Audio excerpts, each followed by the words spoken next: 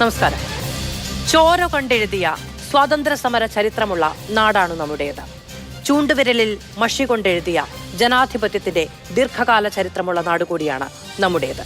ആ ജനാധിപത്യ രീതികൾ അട്ടിമറിക്കപ്പെട്ടിട്ടുണ്ട് എന്ന ആരോപണം രാഹുൽ ഗാന്ധി ഉന്നയിച്ചിട്ട് ഇത് 3ാമത്തെ ദിവസമാണ്. അതിനിടയിൽ കേരളത്തിൽ നിന്നുകൂടി വോട്ടേഴ്സ് ലിസ്റ്റിലടക്കമുള്ള അട്ടിമറികൾ ഉണ്ടായി എന്ന ആരോപണം കോൺഗ്രസ് ഉന്നയിക്കുകയാണ്. പ്രധാനപ്പെട്ട നേതാക്കൾ അടക്കം ഉന്നയിക്കുകയാണ്. എന്താണ് രാജ്യത്തിന്റെ ജനാധിപത്യത്തിന് സംഭവിക്കുന്നത്? ഇത്ര ഗുരുതരമായ ഒരു ആരോപണം രാജ്യത്തിന്റെ പ്രതിപക്ഷ നേതാവ് ഉന്നയിക്കുന്ന സമയത്ത് അതിൽ താമസം വിന യാതൊരു തരത്തിലുള്ള സംശയങ്ങൾക്കും ഇട നൽകാതെയുള്ള മറുപടി നൽകേണ്ട ബാധ്യത ഇലക്ഷൻ കമ്മീഷൻ ഇല്ലേ എന്നുള്ള ഒരു ചോദ്യം കൂടി കോൺഗ്രസ് മുന്നോട്ട് വെക്കുകയാണ്. സ്വാഗതം സൂപ്പർ പ്രൈം ടൈമിലേക്ക്. പാനലിസ്റ്റുകൾക്കും പ്രേക്ഷകർക്കും നമ്മളോടൊപ്പം അതിഥികൾ CPM-ൽ നിന്ന് മുൻ MP Shri A. Sampath, psephologist Shri G. Gopakumar, കോൺഗ്രസിൽ നിന്ന് ശ്രീ രാജു പി നായർ, BJP-യിൽ നിന്ന് അഡ്വക്കേറ്റ് ശങ്കുട്ടിദാസ് എന്നിവർ നമ്മളോടൊപ്പം തത്സമയം ചർച്ചയിൽ. ശ്രീ ശങ്കുട്ടിദാസ്, അങ്ങേക്ക് കേൾക്കാമോ? ശ്രീ ശങ്കുട്ടിദാസ്, ഗുരുതരമായ ഒരു ആരോപണം, അത് ശരിയാണ് തെറ്റാണ് എന്നീ രണ്ട് വാദഗതികൾ രണ്ടുപേരും ഉന്നയിക്കുന്നുണ്ട്. തെറ്റാണ് എന്ന് ഇലക്ഷൻ കമ്മീഷനും ഉന്നയിക്കുന്നുണ്ട്. പക്ഷേ ആ ആരോപണത്തിന് കൃത്യമായ ഒരു മറുപടി നൽകാനുള്ള സമയമായില്ല എന്ന് ഇലക്ഷൻ കമ്മീഷൻ വിചാരിക്കുന്നത് എന്തുകൊണ്ടാണ് ജനങ്ങൾക്ക് മുന്നിൽ? നമുക്ക് ഇലക്ഷൻ കമ്മീഷൻ രാഹുൽ ഗാന്ധിയോട് ആവശ്യപ്പെട്ടത് അദ്ദേഹം പത്രസമ്മേളനത്തിൽ ആരോപണങ്ങൾ ഉന്നയിക്കുകയല്ല, രേഖാമൂലം പരാതി എഴുതി ഇലക്ഷൻ കമ്മീഷന് സമർപ്പിക്കുകയും അദ്ദേഹത്തിന് ഇതുമായി ബന്ധപ്പെട്ട വിവരങ്ങളെ സംബന്ധിച്ച് ഒരു ഒപ്പിട്ട ഡിക്ലറേഷൻ, ഒരു സത്യവാങ്മൂലം കൊടുക്കുകയും ചെയ്യണം എന്നുള്ളതാണ്. അതിന്റെ അടിസ്ഥാനത്തിലാണ് റെപ്രസെന്റേഷൻ ഓഫ് പീപ്പിൾസ് ആക്ട് പ്രകാരമാണെങ്കിലും 1960 ഇലക്ഷൻ റൂൾസ് പ്രകാരമാണെങ്കിലും അങ്ങനെയുള്ള പരാതിയുടെ അടിസ്ഥാനത്തിലാണ് ഇത്തരം കാര്യങ്ങൾ ഇലക്ഷൻ കമ്മീഷൻ എന്ന് പറയുന്ന സംവിധാനത്തിൽ അന്വേഷിക്കാൻ സാധിക്കുക. എന്നാൽ ഈ നിമിഷം വരെയും അത് ചെയ്യാൻ രാഹുൽ ഗാന്ധി തയ്യാറായിട്ടില്ലെന്ന് മാത്രമല്ല, തന്റെ ഒരു എൻടൈറ്റിൽമെന്റിൽ നിന്നുകൊണ്ടാണ് അദ്ദേഹം സംസാരിക്കുന്നത്. ഞാൻ ഭരണഘടനയെ തൊട്ട് സത്യം ചെയ്തിട്ടുള്ള ആളാണ്, ഞാൻ പറയുന്നത് തന്നെയാണ് എന്റെ സത്യവാങ്മൂലം. മറ്റേ നമ്മുടെ ബാഹുബലിയിലൊക്കെയുള്ള രാജമാത ശിവഗാമിയൊക്കെ പറയുന്ന പോലെ ഇതാണ് എന്റെ കൽപ്പന, അത് തന്നെ രാജശാസനവും, അത് എല്ലാവരും അനുസരിച്ചോളാം എന്നുള്ള രീതിയിൽ അദ്ദേഹം പറഞ്ഞാൽ തന്നെ അത് സത്യവാങ്മൂലമായി മനസ്സിലാക്കിക്കൊണ്ട് ഇലക്ഷൻ കമ്മീഷൻ അതിനനുസരിച്ച് പ്രവർത്തിക്കണം എന്നാണ് അദ്ദേഹം പറയുന്നത്. അങ്ങനെ ചെയ്യാൻ രാജ്യത്ത് നിയമം അനുവദിക്കുന്നില്ല എന്നുള്ളൊരു പ്രാരംഭ പ്രശ്നമുണ്ട്. ഇവിടെ എന്താണ് യഥാർത്ഥത്തിൽ വസ്തുത? വലിയ ആറ്റം ബോംബാണെന്നുള്ള വ്യാജേന രാഹുൽ ഗാന്ധി പൊട്ടിച്ചിട്ടുള്ള ഓലപ്പടക്കം, അത് ചീറ്റിയതിന്റെ 3ാമത്തെ ദിവസവും അതിന്റെ സ്ഫോടന ശേഷിയിൽ വിശ്വാസം അർപ്പിച്ചുകൊണ്ട് മാധ്യമങ്ങൾ നടത്തുന്ന ഒരു പ്രാർത്ഥനാ ശുശ്രൂഷയാണ് ഇപ്പൊ നടന്നുകൊണ്ടിരിക്കുന്നത്. അത് ദൗർഭാഗ്യകരമായിട്ടുള്ള വസ്തു നിങ്ങളെ അറിയിക്കാൻ എനിക്ക് വിഷമമുണ്ട്. പക്ഷെ അത് പൊട്ടില്ല, അത് അത്രയേ ഉള്ളൂ. അത് യാതൊരു അടിസ്ഥാനമില്ലാത്ത അസംബന്ധപരമായിട്ടുള്ള ആരോപണങ്ങളാണ്. നമുക്ക് രാഹുൽ ഗാന്ധിയുടെ ആരോപണങ്ങൾ ഓരോന്നായിട്ട് എടുക്കാം. അദ്ദേഹം ആദ്യം തന്നെ പറയുന്നത്, അദ്ദേഹത്തിന്റെ ഇൻട്രൊഡക്ഷൻ എന്ന് പറയുന്നത്, രാജ്യത്തെ എല്ലാ തെരഞ്ഞെടുപ്പുകളും ഒരേ സമയത്താണ് നടന്നുകൊണ്ടിരിക്കുന്നത്. വളരെ പെട്ടെന്ന് അതാ വരുന്നു, ഓരോ സമയത്തായിട്ട് പല സംസ്ഥാനങ്ങളിൽ പല തെരഞ്ഞെടുപ്പുകൾ നടക്കുന്ന സാഹചര്യം ഉണ്ടാകുന്നു. ഞങ്ങൾ ഇങ്ങനെ അത്ഭുതത്തോടു കൂടി നോക്കുകയാണ്. പെട്ടെന്ന് തെരഞ്ഞെടുപ്പ് ഒരുപാട് ദിവസങ്ങളിലായിട്ട് നടക്കുക എന്നുള്ളതാണ്. നമുക്ക് 1951-52 തെരഞ്ഞെടുപ്പ് 68 ഫേസ് ആയിട്ടാണ് നടന്നിട്ടുള്ളത്. അന്ന് മുതൽ ഇങ്ങോട്ട് പിന്നീട് ഈ ഫേസുകൾ കുറച്ചു കൊണ്ടുവരാനാണ് നമ്മൾ ഇലക്ട്രോണിക് വോട്ടിംഗ് മെഷീൻ പോലെയുള്ള ഉപാധികളിലൂടെ ശ്രമിച്ചിട്ടുള്ളത്. UP അധികാരത്തിൽ വന്നിട്ടുള്ള 2004 തെരഞ്ഞെടുപ്പ് 4 ഫേസസ് ആയിട്ടാണ് നടന്നത്. 2009 UP തന്നെ തെരഞ്ഞെടുക്കപ്പെട്ടിട്ടുള്ള തെരഞ്ഞെടുപ്പ് 5 ഫേസസ് ആയിട്ടാണ് നടന്നിട്ടുള്ളത്. പിന്നീട് 2014 അത് 9 ഫേസായി, പിന്നീട് അത് കുറയുകയാണ് ചെയ്തത്. 2019 2024 അത് 7 ഫേസസ് ആയിട്ട് മാറി. അപ്പൊ ഫേസ്ഡ് ഇലക്ഷൻസ് എന്ന് പറയുന്നത് ഇന്ത്യയിൽ ചരിത്രപരമായി തന്നെ നിലനിൽക്കുന്ന ഒരു സാധനമാണ്. രാഹുൽ ഗാന്ധി പറയുന്നത് പോലെ എല്ലാ തെരഞ്ഞെടുപ്പും എല്ലാ സംസ്ഥാനങ്ങളിലും ഒരേ ദിവസം നടന്നിരുന്ന ഒരു അത്ഭുതം ഇന്ത്യയിൽ ഒരിക്കലും സംഭവിച്ചിട്ടില്ല. രണ്ടാമത്തെ കാര്യം അദ്ദേഹം പറയുന്നത്, ഞങ്ങൾക്ക് വീണ്ടും നിരീക്ഷിക്കുന്ന സമയത്ത് ഞങ്ങൾക്ക് മനസ്സിലാവുന്ന ഒരു കാര്യം, ആന്റി ഇൻക്യുംബൻസി എന്ന് പറയുന്ന ഒരു ഫാക്ടർ ഇവിടെ പ്രവർത്തിക്കുന്നതേ ഇല്ല എന്നുള്ളതാണ്. നോക്കി, ആന്റി ഇൻക്യുംബൻസി എന്ന് പറയുന്നത് പ്രതിപക്ഷത്തിലുള്ള ബ്ലാങ്ക് ചെക്ക് അല്ല. അവർ യാതൊരു ക്രിയാത്മകമായിട്ടുള്ള പ്രവർത്തനവും നടത്താതെ വളരെ മോശമായിട്ടുള്ള പ്രതിപക്ഷ ദൗത്യം നിർവഹിക്കാതെ വളരെ മോശം പ്രവർത്തനം നടത്തിയാലും ആന്റി ഇൻക്യുബൻസി എന്നൊരു സാധനം വന്നിട്ട് ഞങ്ങൾ രക്ഷിച്ചോളും, ഭരണമാറ്റം ഉണ്ടായിക്കോളും എന്ന് വിചാരിച്ചിരിക്കാനുള്ള അവകാശമൊന്നും പ്രതിപക്ഷത്തിനില്ല. ശരി, പക്ഷേ ഞാൻ അങ്ങയോട് ചോദിച്ച ചോദ്യം ജനങ്ങൾക്ക് മുന്നിൽ എന്നാണ്. അതായത് ഇലക്ഷൻ കമ്മീഷൻ എന്തുകൊണ്ട് ഇത് ഒരു പത്രസമ്മേളനം വിളിച്ച് വിശദീകരിക്കാൻ തയ്യാറാകുന്നില്ല എന്നാണ്. പത്രസമ്മേളനത്തിന്റെ രീതിയാണല്ലോ പ്രതിപക്ഷ നേതാവ് അവലംബിച്ചത്. അപ്പോൾ സ്വാഭാവികമായും ഇലക്ഷൻ കമ്മീഷൻ ആ രീതി തിരഞ്ഞെടുക്കാം. അങ്ങനെ പ്രസ് മീറ്റ് നടത്തുന്നതിൽ വിമുഖതയുള്ള ഇലക്ഷൻ കമ്മീഷനൊന്നും അല്ലല്ലോ. ഇലക്ഷൻ കമ്മീഷന്റെ ഔദ്യോഗിക ട്വിറ്റർ ഹാൻഡിലിൽ ഇലക്ഷൻ കമ്മീഷൻ ഇതുമായി ബന്ധപ്പെട്ട ഔദ്യോഗികമായിട്ടുള്ള ഒരു വിശദീകരണം കാണിച്ചിട്ടുണ്ട്. അതിൽ ഇലക്ഷൻ കമ്മീഷൻ പറയുന്നത്, രാഹുൽ ഗാന്ധി ഇത് ആദ്യത്തെ തവണയല്ല ഈ ആരോപണം ഉന്നയിക്കുന്നത്. രാഹുൽ ഗാന്ധി നിരന്തരമായിട്ട് ഈ ആരോപണം ഉന്നയിച്ചുകൊണ്ടിരിക്കുകയാണ്. എന്നാൽ ഒരു തവണ പോലും തന്റെ പേര് വെച്ച് ഒപ്പിട്ടിട്ട് ഒരു പരാതി തരാൻ അദ്ദേഹം തയ്യാറായിട്ടില്ല. പല തവണയും കോൺഗ്രസിന്റെ വക്കീലന്മാർ മുഖാന്തരം അദ്ദേഹം വക്കീൽ നോട്ടീസ് അയക്കുകയും ഞങ്ങൾ ഇത് ചോദ്യം ചെയ്ത ഘട്ടത്തിൽ ഇത് എന്റെ കത്തല്ലെന്ന് പറഞ്ഞ് അദ്ദേഹം നിഷേധിക്കുകയുമാണ് ചെയ്തിട്ടുള്ളത്. ഇങ്ങനെ ഉത്തരവാദിത്തമില്ലാതെ പെരുമാറുന്ന രീതി ശരിയല്ല. ഇതിനു മുമ്പ് 2024 ജൂൺ മാസത്തിൽ രാഹുൽ ഗാന്ധി ഈ ആരോപണം ഉന്നയിക്കുന്നുണ്ട്. അന്ന് ഇലക്ഷൻ കമ്മീഷൻ അതിന് വിശദീകരണം ബോധിപ്പിക്കുന്നുണ്ട്. 2024 ഡിസംബറിൽ രാഹുൽ ഗാന്ധി വീണ്ടും ഉന്നയിക്കുന്നുണ്ട്. അപ്പോഴും ഇലക്ഷൻ കമ്മീഷൻ അതുമായി ബന്ധപ്പെട്ട ചോദ്യങ്ങൾ ചോദിക്കുന്നുണ്ട്. 2025 ഫെബ്രുവരിയിൽ രാഹുൽ ഗാന്ധി വീണ്ടും ഇതേ ആരോപണം ഉന്നയിക്കുന്നുണ്ട്. അതുമായി ബന്ധപ്പെട്ട് ഇലക്ഷൻ കമ്മീഷൻ ചോദിക്കുന്നുണ്ട്. ഈ സമയത്തൊന്നും ഇലക്ഷൻ കമ്മീഷൻ മുമ്പിൽ യാതൊരു വിശദീകരണം ബോധിക്കാൻ രാഹുൽ ഗാന്ധി തയ്യാറാവുന്നില്ലെന്ന് മാത്രമല്ല, അദ്ദേഹം നിരന്തരമായി പത്രസമ്മേളനങ്ങളിലൂടെ ഇത്തരം കാര്യങ്ങൾ പറഞ്ഞുകൊണ്ടിരിക്കുക മാത്രമാണ് ചെയ്യുന്നത്. ഇവിടുത്തെ നോക്കി, ഇവിടെ പ്രഥമ ദൃഷ്ടിയാൽ തന്നെ രാഹുൽ ഗാന്ധി പറയുന്ന കാര്യങ്ങൾ ശരിയല്ലെന്ന് നമുക്ക് ബോധ്യപ്പെടുന്ന കുറെ കാര്യങ്ങളുണ്ട്. ഞാൻ ആന്റി ഇൻക്യുബൻസിയുടെ കാര്യം പറഞ്ഞു, അത് പോട്ടെ. മറ്റേ ആന്റി ഇൻക്യുബൻസി പോലെ തന്നെ ഒപ്പോസിഷൻ ഫെറ്റീഗ് എന്ന് പറയുന്ന, ആന്റി ഒപ്പോസിഷൻ ഫീലിംഗ് എന്ന് പറയുന്ന ഘടകങ്ങൾ പലതും ഇലക്ട്രേറ്റിൽ പ്രതിഫലിക്കാറുണ്ട്. പ്രതിപക്ഷത്തിനോട് ആളുകൾക്ക് മടുപ്പ് തോന്നുന്ന സാഹചര്യം ഉണ്ടാവാറുണ്ട്. ഇവരില്ലായിരുന്നെങ്കിൽ ഭരണപക്ഷത്തിന് കുറെ കൂടി നന്നായി പെർഫോം ചെയ്യാൻ കഴിയുമായിരുന്നല്ലോ എന്ന് ജനങ്ങൾ പ്രതീക്ഷിക്കുന്ന സാഹചര്യങ്ങളൊക്കെ ഉണ്ട്. അത് വേറെ പോട്ടെ. അദ്ദേഹം എടുത്തു പറഞ്ഞിട്ടുള്ള, അദ്ദേഹം ചൂണ്ടിക്കാണിച്ചിട്ടുള്ള, അദ്ദേഹം പറഞ്ഞത് മൊത്തം ഇന്ത്യയിലുള്ള ഇലക്ഷൻ റിഗ്ഡ് ആണെന്ന് പറയാൻ വേണ്ടിയിട്ട്. അവിടെ നോക്കൂ, അദ്ദേഹം വോട്ടർ പട്ടികയെ പറ്റി ഒരു ആരോപണം ഉന്നയിക്കുകയല്ല ചെയ്യുന്നത്. അദ്ദേഹം പറയുന്നത് ഇന്ത്യയിലെ തെരഞ്ഞെടുപ്പുകൾ ഓർക്കസ്ട്രേറ്റഡ് ആണ്.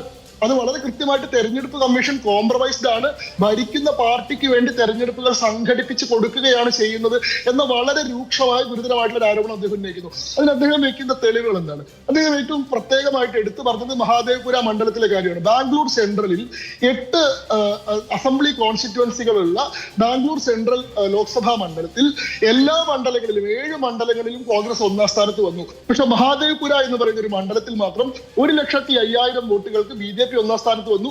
അവിടെയുള്ള വോട്ടുകൾ കൊണ്ട് മാത്രം BJP ജയിച്ചു എന്നുള്ളതാണ്. നോക്കൂ, ഒന്നാമത്തെ കാര്യം അദ്ദേഹം പറഞ്ഞത് ഫാക്ച്വലി തെറ്റായിട്ടുള്ള കാര്യമാണ്.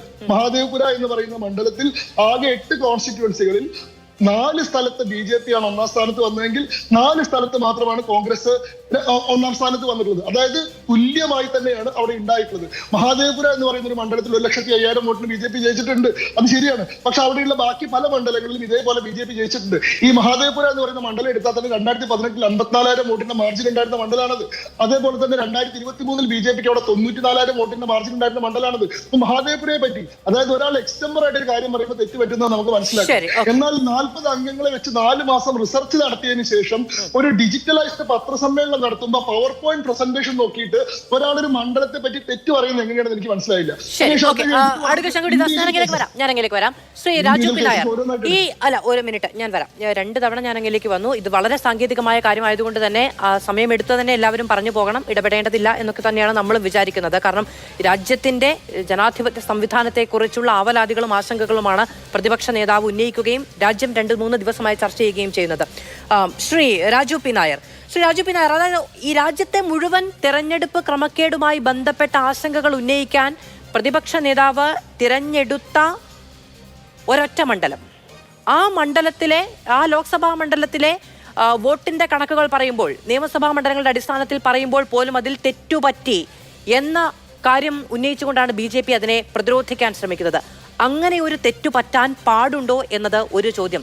രണ്ടാമത്തേത്, രാഹുൽ ഗാന്ധി തുടർച്ചയായി അത്തരം ആരോപണങ്ങൾ ഉന്നയിക്കുന്നത് കൊണ്ട് ഇനി പ്രതികരിക്കാനില്ല എന്ന് ഇലക്ഷൻ കമ്മീഷൻ തീരുമാനിക്കുകയായിരുന്നോ? മധു, ഒരു കാര്യം അങ്ങ് ആദ്യം പറഞ്ഞപ്പോൾ വസ്തുതാപരമായ ഒരു പിശകും സംഭവിച്ചു. അത് തെരഞ്ഞെടുപ്പ് കമ്മീഷൻ അതിനകത്ത് മറുപടി കൊടുത്തു എന്നാണ്. തെരഞ്ഞെടുപ്പ് കമ്മീഷൻ ഒരു മറുപടിയും ഈ കഴിഞ്ഞ ദിവസം 7-ാം തീയതിത്തെ പ്രസ് കോൺഫറൻസിന് ശേഷം കൊടുത്തിട്ടില്ല എന്നുള്ളത് നമ്മൾ അറിയണം. കാരണം തെരഞ്ഞെടുപ്പ് കമ്മീഷൻ ഒരു മറുപടിയും കൊടുത്തിട്ടില്ല എന്ന് മാത്രമല്ല, ഈ 7-ാം തീയതി നടന്ന പ്രസ് കോൺഫറൻസിൽ ഈ പറയുന്ന ബാംഗ്ലൂർ സെൻട്രലിനെ സംബന്ധിച്ച് അല്ലെങ്കിൽ മഹാദേവപുരയെ സംബന്ധിച്ച് ഡിജിറ്റലൈസ് ചെയ്ത് നൽകിയ തെളിവുകൾ, ആ തെളിവുകൾ തെറ്റാണെന്ന് തെരഞ്ഞെടുപ്പ് കമ്മീഷൻ ഇതുവരെ പറഞ്ഞിട്ടില്ല. ഇതുവരെ അത് തെറ്റാണ് എന്ന് പറഞ്ഞിട്ടില്ല. എന്ന് മാത്രമല്ല, ദേശീയ മാധ്യമങ്ങൾ ഉൾപ്പെടെ രാഹുൽ ഗാന്ധി ഉയർത്തിയ 1-2 മുറികളിൽ ചെന്ന് അവിടെ 80 പേര് താമസിക്കുന്നു എന്ന് പറഞ്ഞുള്ള വോട്ടേഴ്സ് ലിസ്റ്റിൽ രാഹുൽ ഗാന്ധി പറഞ്ഞത് സത്യമാണ് എന്ന് അവിടെ അവർ സ്ഥാപിക്കുകയും ചെയ്തിട്ടുണ്ട്. അതുകൊണ്ട് രാഹുൽ ഗാന്ധി പറഞ്ഞ തെളിവുകൾ ഇതുവരെ BJP പോലും നിഷേധിച്ചിട്ടില്ല എന്നുള്ളതാണ് വസ്തുത. അതവിടെ നിൽക്കട്ടെ. ഒന്ന്. രണ്ടാമത്തെ കാര്യം, എന്താണ് ബാംഗ്ലൂർ സെൻട്രൽ നടന്നത്? ബാംഗ്ലൂർ സെൻട്രലിലെ 7 മണ്ഡലങ്ങളും കൗണ്ട് ചെയ്ത് കഴിയുമ്പോൾ കോൺഗ്രസ് 82,000 വോട്ടിന്റെ ഭൂരിപക്ഷത്തിൽ നിൽക്കുകയാണ്. 82,000 വോട്ടിന്റെ ഭൂരിപക്ഷം കോൺഗ്രസ് 7 മണ്ഡലങ്ങൾ. നമുക്കറിയാലോ, നമ്മൾ 25,000 വോട്ടിന്റെ ഭൂരിപക്ഷം എത്തിക്കഴിഞ്ഞാൽ ഇവിടെ ആഘോഷങ്ങൾ തുടങ്ങും, ഇല്ലേ? അങ്ങനെ 82,000 വോട്ടിന്റെ ഭൂരിപക്ഷത്തിൽ കോൺഗ്രസ് നിൽക്കുമ്പോൾ മഹാദേവ്പുര എന്ന് പറയുന്ന ഒറ്റ മണ്ഡലത്തിൽ 1,20,000-ത്തിനടുത്ത് വോട്ടുകൾക്ക് BJP ലീഡ് ചെയ്യുകയും അങ്ങനെ 82,000-ത്തിന്റെ ഭൂരിപക്ഷത്തിൽ നിൽക്കുന്ന കോൺഗ്രസിനെ 32,000 വോട്ടുകൾക്ക് പരാജയപ്പെടുത്തുന്ന സാഹചര്യം ഉണ്ടായി. ഇനി അസ്വാഭാവികത ഉണ്ട് എന്ന് തോന്നിയത് കൊണ്ടാണല്ലോ നമ്മളത് അന്വേഷിച്ചത്. അവിടെ അന്വേഷിച്ചപ്പോൾ അവിടെ 1,04,250 വോട്ടുകൾ ഈ പറഞ്ഞ പോലെ അച്ഛന്റെ പേര് XDFും YGFും എന്ന് പറയുന്ന ക്യാപ്ചയിൽ കാണുന്ന പോലെയുള്ള അക്ഷരങ്ങൾ, നമ്പർ ഇല്ലാത്ത വീട് 0 എന്ന് പറഞ്ഞു കൊടുക്കുന്ന വീട് മുറികൾ, ഫോട്ടോകൾ ഇല്ലാത്തവർ, ഇരട്ടി വോട്ടിപ്പ് മുഴുവൻ പറഞ്ഞ രേഖകൾ ഒന്നും ഇതുവരെ തെരഞ്ഞെടുപ്പ് കമ്മീഷൻ നിഷേധിച്ചിട്ടില്ല എന്നുള്ള വസ്തുത അവിടെ നിൽക്കുന്നു. അപ്പോൾ ഇത്രയും കാര്യങ്ങൾ വളരെ കൃത്യമായിട്ട് പറയുമ്പോൾ തെരഞ്ഞെടുപ്പ് കമ്മീഷൻ പ്രവർത്തിച്ചില്ല എന്ന് മാധു പറയരുത്. കാരണം 1.25 മണിക്കൂർ നീണ്ടു നിൽക്കുന്ന രാഹുൽ ഗാന്ധിയുടെ ആ പ്രസന്റേഷൻ ഉൾപ്പെടെ നടക്കുന്ന ആ പത്രസമ്മേളനം നടക്കുന്നതിൻ്റെ ഇടയിൽ അവിടെ രാഹുൽ ഗാന്ധി അഫിഡവിറ്റ് കൊടുക്കണമെന്ന് തെരഞ്ഞെടുപ്പ് കമ്മീഷൻ പറഞ്ഞു. ഇല്ലേ, ഞാൻ ചോദിക്കട്ടെ, ഇവർക്ക് സത്യസന്ധമായി പ്രവർത്തിക്കുന്ന ഒരു തെരഞ്ഞെടുപ്പ് കമ്മീഷനാണെങ്കിൽ ഇന്ത്യയുടെ പ്രതിപക്ഷ നേതാവ് വസ്തുതാപരമായി നടത്തുന്ന ഒരു പത്രസമ്മേളനത്തിന് ശേഷം അദ്ദേഹം പറഞ്ഞിട്ടുള്ള കാര്യങ്ങൾ സത്യമാണോ എന്ന് പരിശോധിച്ച് അതിൽ അത്തരത്തിൽ പ്രശ്നങ്ങൾ ഉണ്ടായിട്ടുണ്ടെങ്കിൽ നടപടിയെടുക്കും എന്ന് പറയേണ്ട തെരഞ്ഞെടുപ്പ് കമ്മീഷനല്ലേ? രാജ്യത്തോട് പ്രതിബദ്ധതയുണ്ടെങ്കിൽ, തങ്ങളുടെ നിഷ്പക്ഷതയിൽ സംശയമില്ലെങ്കിൽ, തങ്ങൾക്ക് തെറ്റുപറ്റിയിട്ടില്ല എന്ന് ബോധ്യമുണ്ടെങ്കിൽ, അല്ല ഇത് ഒരു എററായിട്ട് കടന്നു വന്നതാണെങ്കിൽ, അതിൽ തെറ്റുണ്ടായിട്ടുണ്ടെങ്കിൽ അതിനെതിരെ നടപടിയെടുക്കും. ഇതല്ലേ ഒരു തെരഞ്ഞെടുപ്പ് കമ്മീഷൻ ആദ്യമായിട്ട് പറയേണ്ടത്? പകരം അതല്ല എന്ന് സ്ഥാപിക്കാൻ വേണ്ടി ശ്രമിക്കാൻ പോലും പറ്റാത്ത സാഹചര്യത്തിൽ പ്രതിരോധത്തിലാണ്. ഇനി നോക്കൂ, ഒരു കള്ളവോട്ടുണ്ടായതിനെ സംബന്ധിച്ച് അല്ലെങ്കിൽ ഒരു തെരഞ്ഞെടുപ്പിൽ ഉണ്ടായിട്ടുള്ള മറ്റെന്തെങ്കിലും വിഷയത്തെ സംബന്ധിച്ചാണെങ്കിൽ ഒരു പരാതി കൊടുക്കുന്നതിൽ അർത്ഥമുണ്ട്. ഇത് ആരുടെ രേഖയാണ്? ആരോടാണ് തെരഞ്ഞെടുപ്പ് കമ്മീഷൻ രേഖ വയ്ക്കുന്നത്? രാഹുൽ ഗാന്ധിക്ക് തെരഞ്ഞെടുപ്പ് കമ്മീഷൻ കൊടുത്ത രേഖയിലാണ് ഈ പറയുന്ന ക്രമക്കേടുകൾ കാണുന്നത്. എന്ന് വെച്ചാൽ ആ രേഖയിൽ ഒരു പേര് വരണമെങ്കിൽ എങ്ങനെയാ മാധു തെരഞ്ഞെടുപ്പ് വോട്ടേഴ്സ് ലിസ്റ്റിൽ പേര് ചേർക്കാൻ വേണ്ടി മാധു ഒരു അപേക്ഷ കൊടുത്താൽ ഇന്ത്യയിലെ തെരഞ്ഞെടുപ്പ് കമ്മീഷന്റെ വെബ് പോർട്ടലിലേക്ക് അത് ചെല്ലുകയും ഓരോ ബൂത്തുകളിലും തെരഞ്ഞെടുപ്പ് കമ്മീഷന്റെ ഓഫീസറായ ബൂത്ത് ലെവൽ ഓഫീസറുണ്ട്. ആ ബൂത്ത് ലെവൽ ഓഫീസർ വന്നിട്ട് വീട്ടിൽ ചെന്ന് ഈ പറയുന്ന അഡ്രസ്സിൽ ചെന്ന് നേരിട്ട് ആളെ കണ്ട് അവരുടെ ഒറിജിനൽ രേഖകൾ പരിശോധിച്ച് ഇത് യഥാർത്ഥ വോട്ടറാണെന്ന് അപ്രൂവ് ചെയ്തിട്ടാണ് ആ വോട്ടേഴ്സ് ലിസ്റ്റിൽ പേര് ചേർക്കേണ്ടത്. മാതൃഭൂമി ചാനലിന്റെ ഒരു ഉദ്യോഗസ്ഥർ അല്ലെങ്കിൽ അവിടുത്തെ എംപ്ലോയീസ് ക്രമക്കേട് കാണിച്ചിട്ടുണ്ടെന്ന് ഞാനൊരു പരാതി പറയുകയാണെങ്കിൽ, ഞാൻ നിങ്ങളോട് പറയുകയാണെങ്കിൽ, അപ്പൊ തന്നെ മാതൃഭൂമി എന്താ ചെയ്യുക? നിങ്ങളുടെ സ്റ്റാഫ് ക്രമക്കേട് കാണിച്ചിട്ടുണ്ടോ അന്വേഷിക്കുകയല്ലേ ആദ്യം ചെയ്യേണ്ടത്, അല്ലാണ്ട് എന്നോടുള്ള പരാതി ചോദിക്കലല്ലോ പ്രശ്നം. അതിനു മുൻപ് ക്രമക്കേട് നടന്നിട്ടുണ്ടോ എന്ന് അന്വേഷിക്കണം. അപ്പൊ ക്രമക്കേട് നടന്നിട്ടുണ്ടോ എന്ന് അന്വേഷിക്കാത്തതിന്റെ കാര്യം ക്രമക്കേട് നടന്നിട്ടുണ്ട് എന്ന് ഉറപ്പുള്ളത് കൊണ്ടാണ്. വ്യഗ്രതയടക്കം ചൂണ്ടിക്കാണിക്കുന്നത് എന്നാണ് കോൺഗ്രസ് പറയുന്നത്. ഞാൻ അങ്ങയുടെ ആ വാദം എടുക്കുന്നു ശ്രീ രാജു പി നായർ. നമുക്ക് മറ്റ് ഉപചോദ്യങ്ങളിലേക്കൊക്കെ അടുത്ത ഘട്ടത്തിൽ അടുത്ത ഊഴത്തിലേക്ക് എല്ലാവരിലേക്കും വരാം. പക്ഷേ അങ്ങ് 2 സെന്റൻസിൽ ഒരു മറുപടി പറയണം. ഈ ഉദാഹരണമായി പറഞ്ഞ മഹാദേവ്പുര അവിടെ പിഴച്ചോ? കാരണം അവിടെ 7 ഇടങ്ങളിലും എന്ന പരാമർശം രാഹുൽ ഗാന്ധി നടത്തുന്നത് ചർച്ചകൾക്ക് കൃത്യമായ ഗവേഷണത്തിനും ശേഷമാണ് എങ്കിൽ അങ്ങനെ പറയുമോ എന്നുള്ളതാണ് ചോദിക്കുന്നത്. അല്ലല്ല, അവിടെ ഒരു പിഴവ് സംഭവിച്ചില്ല. അദ്ദേഹം പറഞ്ഞത് 8 നിയോജക മണ്ഡലങ്ങൾ 7 നിയോജക മണ്ഡലങ്ങൾ കഴിയുമ്പോൾ 82,000 വോട്ടിന്റെ ഭൂരിപക്ഷത്തിൽ കോൺഗ്രസ് നിൽക്കുകയാണ്. മഹാദേവ്പുര എന്ന് പറയുന്ന ഒറ്റ നിയോജക മണ്ഡലത്തിൽ അത് തിരിയുന്നു എന്നുള്ളത് തന്നെയാണ് അദ്ദേഹം പറഞ്ഞിട്ടുള്ളത്. ശരി, ശ്രീ ശങ്കുടിദാസ് അതാണ്. അതായത് 7 ഇടങ്ങളിൽ ലീഡ് ചെയ്തു എന്നല്ല, 7 ഇടങ്ങളിലെയും കഴിയുമ്പോൾ 82,000 വോട്ടിന് ലീഡ് ചെയ്തു എന്നാണ് അദ്ദേഹം പറഞ്ഞത് എന്നുള്ളതാണ് കോൺഗ്രസിന്റെ അക്കാര്യത്തിലെ പ്രതിരോധം. ഞാൻ നിങ്ങൾ രണ്ടുപേരിലേക്കും വരികയും ചെയ്യും. ശ്രീ ഗോപകുമാർ, ശരി, ഇന്ത്യ ഒരു വലിയ രാജ്യമാണ്. നമ്മുടെ വോട്ടർമാരുടെ പരിധി എത്രത്തോളമാണ് എന്നുള്ളത് അങ്ങേക്ക് വ്യക്തമായി അറിയുകയും ചെയ്യാം. പക്ഷേ ഇന്ത്യ ഒരു വലിയ രാജ്യമാകുന്നതും ഇന്ത്യ ഒരു മഹാരാജ്യമാകുന്നതും ഇവിടുത്തെ ജനാധിപത്യത്തിന്റെ സവിശേഷത കൊണ്ട് തന്നെയാണ്. അത് അട്ടിമറിക്കപ്പെട്ടു എന്ന ആരോപണം ഉന്നയിക്കുന്നത് പ്രതിപക്ഷ നേതാവാണ് എന്നിരിക്കെ അതിന്റെ ഗൗരവം കൂടുകയും ചെയ്യുന്നു. അങ്ങയുടെ ഇത്രയും കാലത്തെ അനുഭവ സമ്പത്തിൽ നിന്ന് ഈ പരാതിയുടെ ഈ ആരോപണത്തിന്റെ സാങ്കത്യം എന്താണ് എന്നാണ് അങ്ങ് മനസ്സിലാക്കുന്നത്?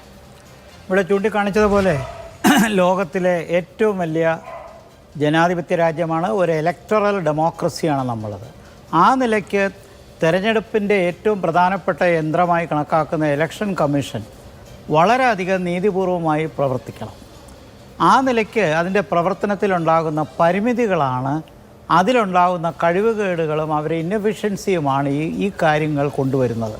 ഈ രാജ്യത്ത് 100 കോടി വോട്ടേഴ്സുണ്ട്. നമുക്കറിയാം, വോട്ടർമാർ യാത്ര ചെയ്യും, ഒരു സ്ഥലത്ത് നിന്ന് വേറൊരു സ്ഥലത്തേക്ക് മൂവ് ചെയ്യും, ടെമ്പററിലി താമസിക്കും, കുറച്ച് കഴിയുമ്പോൾ തിരിച്ചു വരും.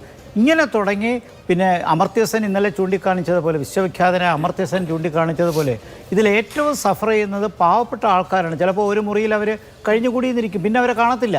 ഇതൊക്കെ ഈ ഇന്ത്യയിൽ ഞാൻ തിരഞ്ഞെടുപ്പ് പഠനങ്ങൾ ഒരുപാട് നടത്തിയുണ്ട്. കേരളത്തിൽ പോലും തിരുവനന്തപുരത്ത് പോലും ചില ഇലക്ട്രൽ റോളിലുള്ള വീട് ഞങ്ങളുടെ പോൾ സ്റ്റേഷന് കണ്ടുപിടിക്കാൻ പറ്റിയിട്ടില്ല. അങ്ങനെ ഒരു വീടേ ഇല്ല എന്നാണ് അവർ പറയുന്നത്. ഈ എന്തുകൊണ്ടായി സംഭവം? എനിക്ക് ഒരു മിനിറ്റ് കൂടെ തരണം. ബൂത്ത് ലെവൽ ഓഫീസേഴ്സ് എന്ന് പറയുന്ന ഇലക്ഷൻ കമ്മീഷൻ്റെ ആൾക്കാരൊന്നുമല്ല.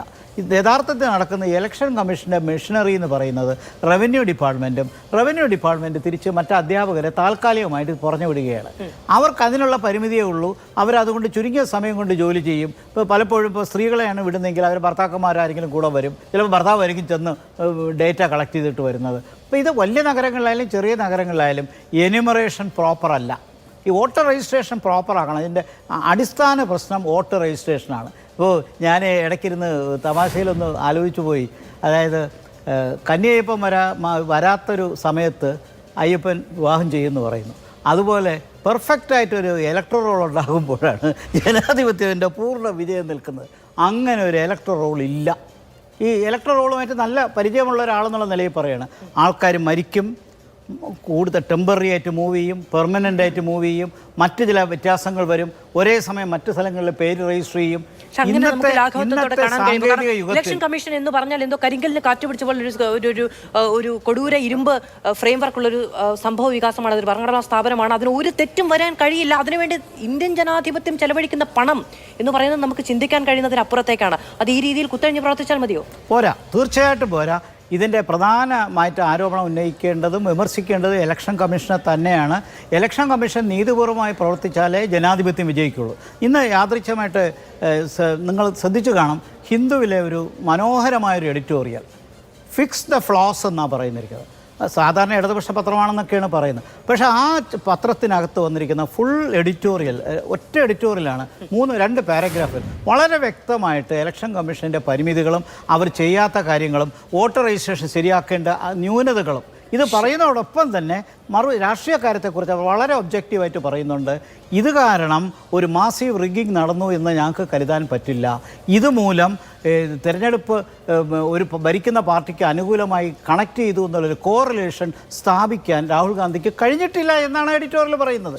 ഇത് ഞാൻ തിരഞ്ഞെടുപ്പ് രംഗത്തുള്ള വിശാലമായൊരു സമൂഹത്തെ മനസ്സിൽ കണ്ടുകൊണ്ട് അതിൻ്റെ ഏറ്റവും മൈക്രോ ലെവലിലുള്ള ഇലക്ട്രൽ റോളിനെ കണ്ടുകൊണ്ട് ഇതിനകത്ത് ഇലക്ഷൻ കമ്മീഷനാണ് മുഖ്യപ്രതി. അപ്പോൾ അവർ കുറച്ചുകൂടി ജനാധിപത്യപരമായി പ്രവർത്തിക്കണം, കുറച്ചുകൂടി ട്രാൻസ്പെറൻ്റ് ആയിരിക്കണം. ഇത്തരം കാര്യങ്ങൾക്ക് അവർക്ക് പറ്റിയ തെറ്റവർ സമ്മതിക്കണം. ശരി, അതാണ് ഏറ്റവും പ്രധാന ചോദ്യം. എന്തുകൊണ്ട് ഇലക്ഷൻ കമ്മീഷൻ അങ്ങനെ ഒന്ന് പരിശോധിക്കാമെന്ന നില പോലും സ്വീകരിക്കുന്നില്ല എന്നുള്ളത്. പ്രത്യേകിച്ചും ഇലക്ഷൻ കമ്മീഷന്റെ ഡാറ്റ തന്നെ കൈവശം കൊണ്ടുവന്നതിന് ശേഷമാണ് രാഹുൽ ഗാന്ധി അതിനെ ഗവേഷണം നടത്തിയാണ് ഈ വാർത്താ സമ്മേളനം നടത്തുന്നത്. എങ്കിൽ കൃത്യമായും ഇലക്ഷൻ കമ്മീഷൻ അത് പരിശോധിക്കാം എന്ന നിലയെങ്കിലും സ്വീകരിക്കേണ്ടതുണ്ട്. അത്രമേൽ ഉത്തരവാദിത്വമെങ്കിലും ഈ മഹാരാജ്യത്തോട് കാണിക്കേണ്ടതുണ്ട് എന്നുള്ളത് തന്നെയാണ് ഏറ്റവും വലിയ വിമർശനവും.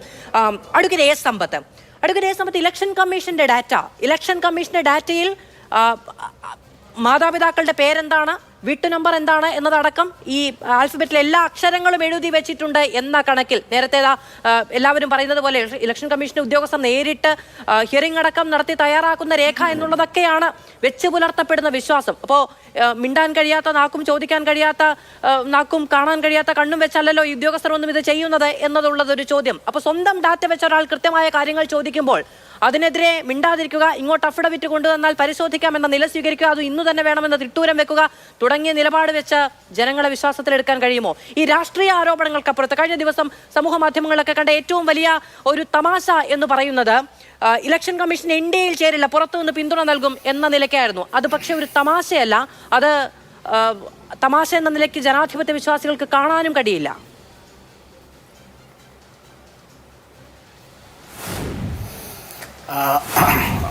മാത്തോ, ഞാൻ ഡോക്ടർ ഗോപകുമാർ സാറ് പറഞ്ഞ് നിർത്തിയെടുത്തെന്ന് തുടങ്ങാനാണ് ഞാൻ ആഗ്രഹിക്കുന്നത്.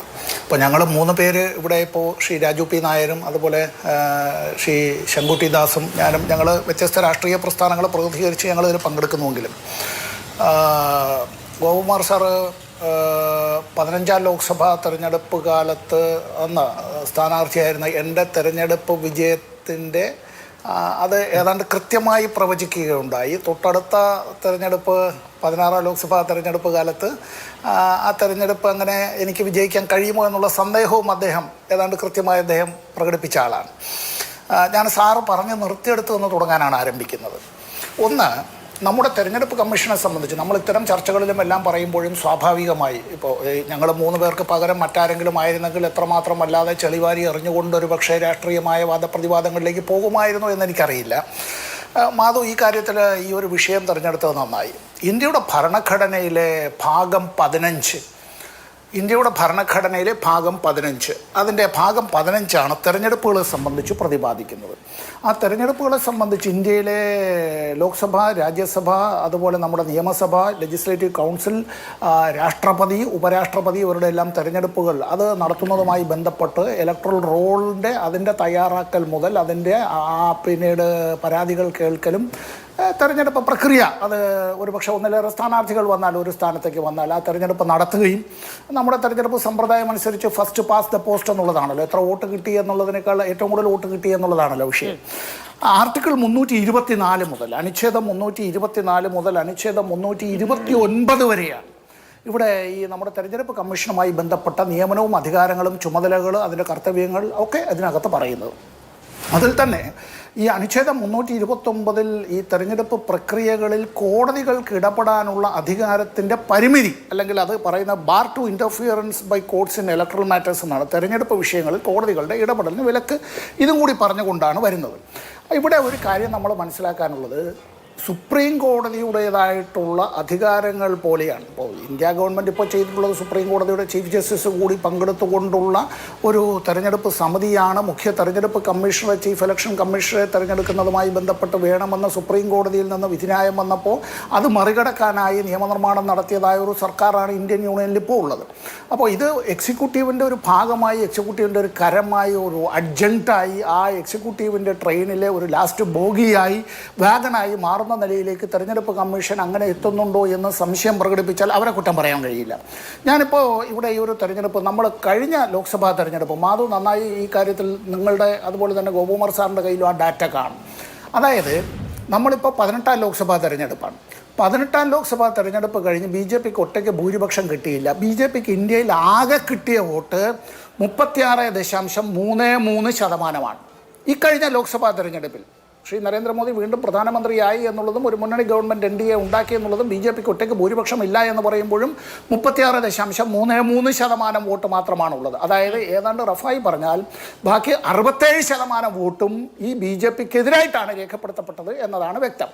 അപ്പോൾ 17ാം ലോക്സഭാ തെരഞ്ഞെടുപ്പ് കാലത്തോ 5 കൊല്ലത്തിന് മുമ്പ് 1% കൂടുതൽ വോട്ടെന്ന് BJPക്ക് ലഭിച്ചിരുന്നു. അതായത് 2025 നമ്മൾ ഈ പറയുന്ന തെരഞ്ഞെടുപ്പിന് മുമ്പ് 5 കൊല്ലത്തിന് മുമ്പ് നടന്ന തെരഞ്ഞെടുപ്പ്, അപ്പോൾ 2019 തെരഞ്ഞെടുപ്പ് നടന്നു. അപ്പോൾ 2019 തെരഞ്ഞെടുപ്പ് കഴിഞ്ഞ് 2024 തെരഞ്ഞെടുപ്പ് നടക്കും.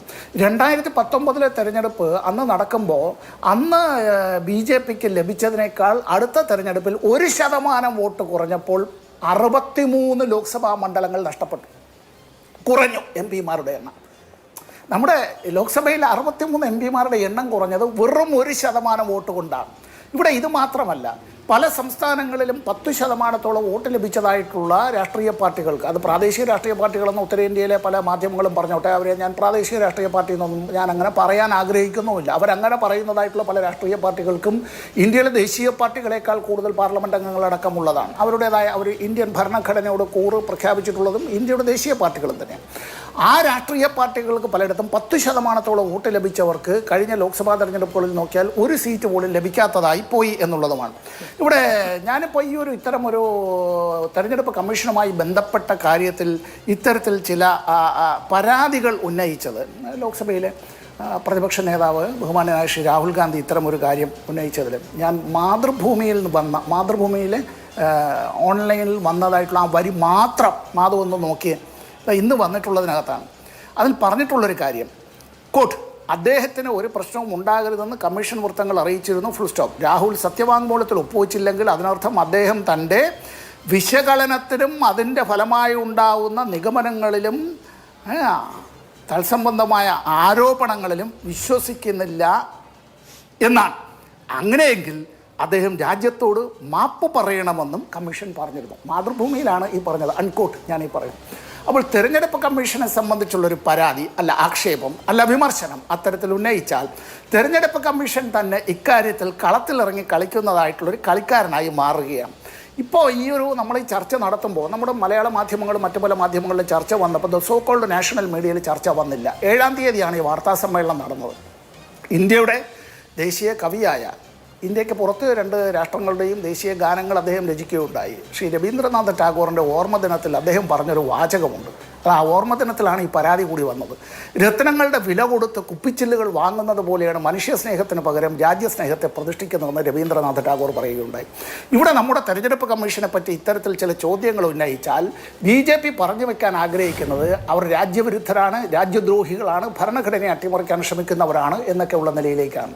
ഒരു പരാതി കിട്ടിയാൽ, ഒരു പരാതി ഉന്നയിക്കപ്പെട്ടാൽ, അതൊരു പബ്ലിക് ഡൊമൈനിൽ വന്നാൽ അത് സുവമോട്ടോ അന്വേഷിക്കുന്നതിന് സുപ്രീം കോടതിക്കും ഹൈക്കോടതിക്കുമൊക്കെ ഉള്ള തനതായ അധികാരാവകാശങ്ങളുണ്ടല്ലോ. അത്തരത്തിൽ സുവമോട്ടോ കേസെടുക്കുന്നതിന്, അത്തരത്തിൽ സുവമോട്ടോ അന്വേഷിക്കുന്നതിനുള്ള അധികാരങ്ങൾ ഉള്ളതാണ് ഇന്ത്യയുടെ തെരഞ്ഞെടുപ്പ് കമ്മീഷൻ. ഇന്ത്യയുടെ തെരഞ്ഞെടുപ്പ് കമ്മീഷനോളം അധികാരങ്ങളുള്ള ലോകത്തിലെ തെരഞ്ഞെടുപ്പ് കമ്മീഷനുകൾ തന്നെ വളരെ വളരെ വളരെ വിരളമാണ്. സംശയമുണ്ട് എങ്കിൽ ഇന്ത്യയുടെ ഭരണഘടനാ നിയമത്തിൽ ഡോക്ടറേറ്റ് നേടിയ, തെരഞ്ഞെടുപ്പ് നിയമങ്ങളെ സംബന്ധിച്ച ഡോക്ടറേറ്റ് നേടിയ, 1ലേറെ തവണ ലോക്സഭാ അംഗമായിരുന്ന ഡോക്ടർ സെബാസ്റ്റ്യൻ പോളിനുമായി ഒന്ന് ഫോണിൽ സംസാരിച്ചു നോക്കുക.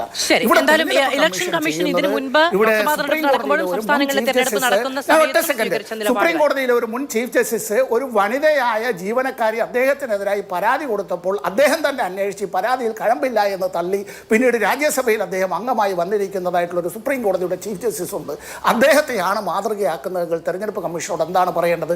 11-ാം തീയതി മറ്റന്നാൾ തിങ്കളാഴ്ച ഇന്ത്യ ബ്ലോക്കിലെ ഘടകകക്ഷികളും നേതാക്കന്മാരും ഡൽഹിയിൽ അത്തരത്തിൽ അശോക റോഡിലേക്ക് അങ്ങനെ അവർ ഈ പറയുന്നതായ തെരഞ്ഞെടുപ്പ് കമ്മീഷന്റെ നിർവചന സദനിലേക്ക് മുമ്പിലേക്ക് അവർ പ്രതിഷേധ മാർച്ച് നടത്തുകയാണ്. അത് ഈ ലോകം കാണുകയാണ്. ഇന്ത്യയുടെ തെരഞ്ഞെടുപ്പ് കമ്മീഷൻ നിഷ്പക്ഷമായിരിക്കണം, സുതാര്യമായിരിക്കണം, സത്യസന്ധമായിരിക്കണം.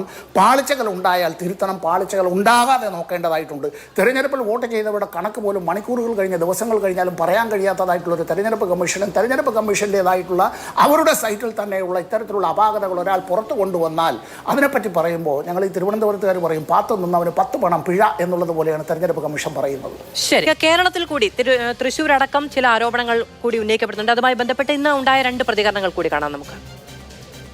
പല ലിസ്റ്റുകൾ എടുത്ത് പരിശോധിക്കുമ്പോൾ ഇപ്പൊ നോക്കുമ്പോൾ ഇവിടെയും ഇല്ല അവിടെയും ഇല്ലാതെ നിൽക്കുന്ന, ഒരിടത്തും പേരില്ലാത്ത ആളുകളായിട്ട് ഇപ്പോൾ കുറേ ആളുകളുടെ പേരുകളും ഞങ്ങൾ കണ്ടെത്തിയിട്ടുണ്ട്. കറണ്ട് ആയിട്ടുള്ള ലിസ്റ്റ് പരിശോധിക്കാൻ കഴിയുന്ന, കമ്പയർ ചെയ്ത് പരിശോധിക്കാൻ കഴിയുന്ന സാഹചര്യം ഇപ്പം ഇല്ലാത്തതുകൊണ്ട് നമുക്ക് കമ്പയർ ചെയ്യാൻ പറ്റാത്ത സാഹചര്യമുണ്ട്. കാരണം തെരഞ്ഞെടുപ്പ് കമ്മീഷൻ സൈറ്റ് ബ്ലോക്ക് ചെയ്തിരിക്കുകയാണ്. അപ്പോൾ എന്തോ ഒളിച്ചു വെക്കാനുള്ളത് കൊണ്ടാണോ ഇങ്ങനെയൊക്കെ ചെയ്യുന്നതെന്നുള്ളത് വ്യക്തമാക്കണം. ഈ വോട്ടർ പട്ടികയിൽ പേരുണ്ടായിരുന്ന ചില പേരുകൾ അന്വേഷിച്ചപ്പോൾ അങ്ങനെയുള്ള പേരുകാരെ അടുത്ത വീട്ടുകാർക്ക് അടുത്ത റൂമിൽ താമസിക്കുന്ന എനിക്ക് അറിയില്ല എന്ന് പറഞ്ഞു. പല സർവേകളും പറഞ്ഞത്, പല ചാനലുകളും നടത്തിയ സർവേയിൽ ഐദർ UDF ഓർ LDF അതാ പറഞ്ഞു. ഒരിടത്തും BJPയുടെ വിജയം പ്രവചിച്ചിരുന്നില്ല. അടുത്ത ശങ്കുടിദാസ്, തൃശ്ശൂരിലെ അടക്കം തിരഞ്ഞെടുപ്പ് അട്ടിമറികൾ, സുരേഷ് ഗോപിയുടെ കുടുംബമടക്കം, അദ്ദേഹത്തിന്റെ അനിയന്റെ കുടുംബമടക്കം വോട്ട് രേഖപ്പെടുത്തി അതിനുവേണ്ടിയുള്ള താൽക്കാലിക സാഹചര്യങ്ങൾ ഉണ്ടാക്കി ശേഷം അവിടെ നിന്ന് പോയി തുടങ്ങിയ ആരോപണങ്ങൾ കേരളത്തിലടക്കം ഉന്നയിക്കപ്പെടുകയാണ്. ഇപ്പോൾ നേരത്തെ ഈ വോട്ടർ പട്ടികയുടെ പരിമിതികളെ കുറിച്ചൊക്കെ നമ്മൾ ചർച്ചയിൽ പറയുകയുണ്ടായി. പക്ഷേ അതായത് ഇലക്ഷൻ കമ്മീഷന്റെ ഡാറ്റയാണല്ലോ, ഈ സരിതാ ദേവി എന്ന് പറയുന്ന ഒരൊറ്റ ആൾ, അദ്ദേഹത്തിന്റെ അച്ഛന്റെ പേര് IFSD LHUG എന്നാണ്, ഹൗസ് നമ്പർ 0 എന്നാണ്.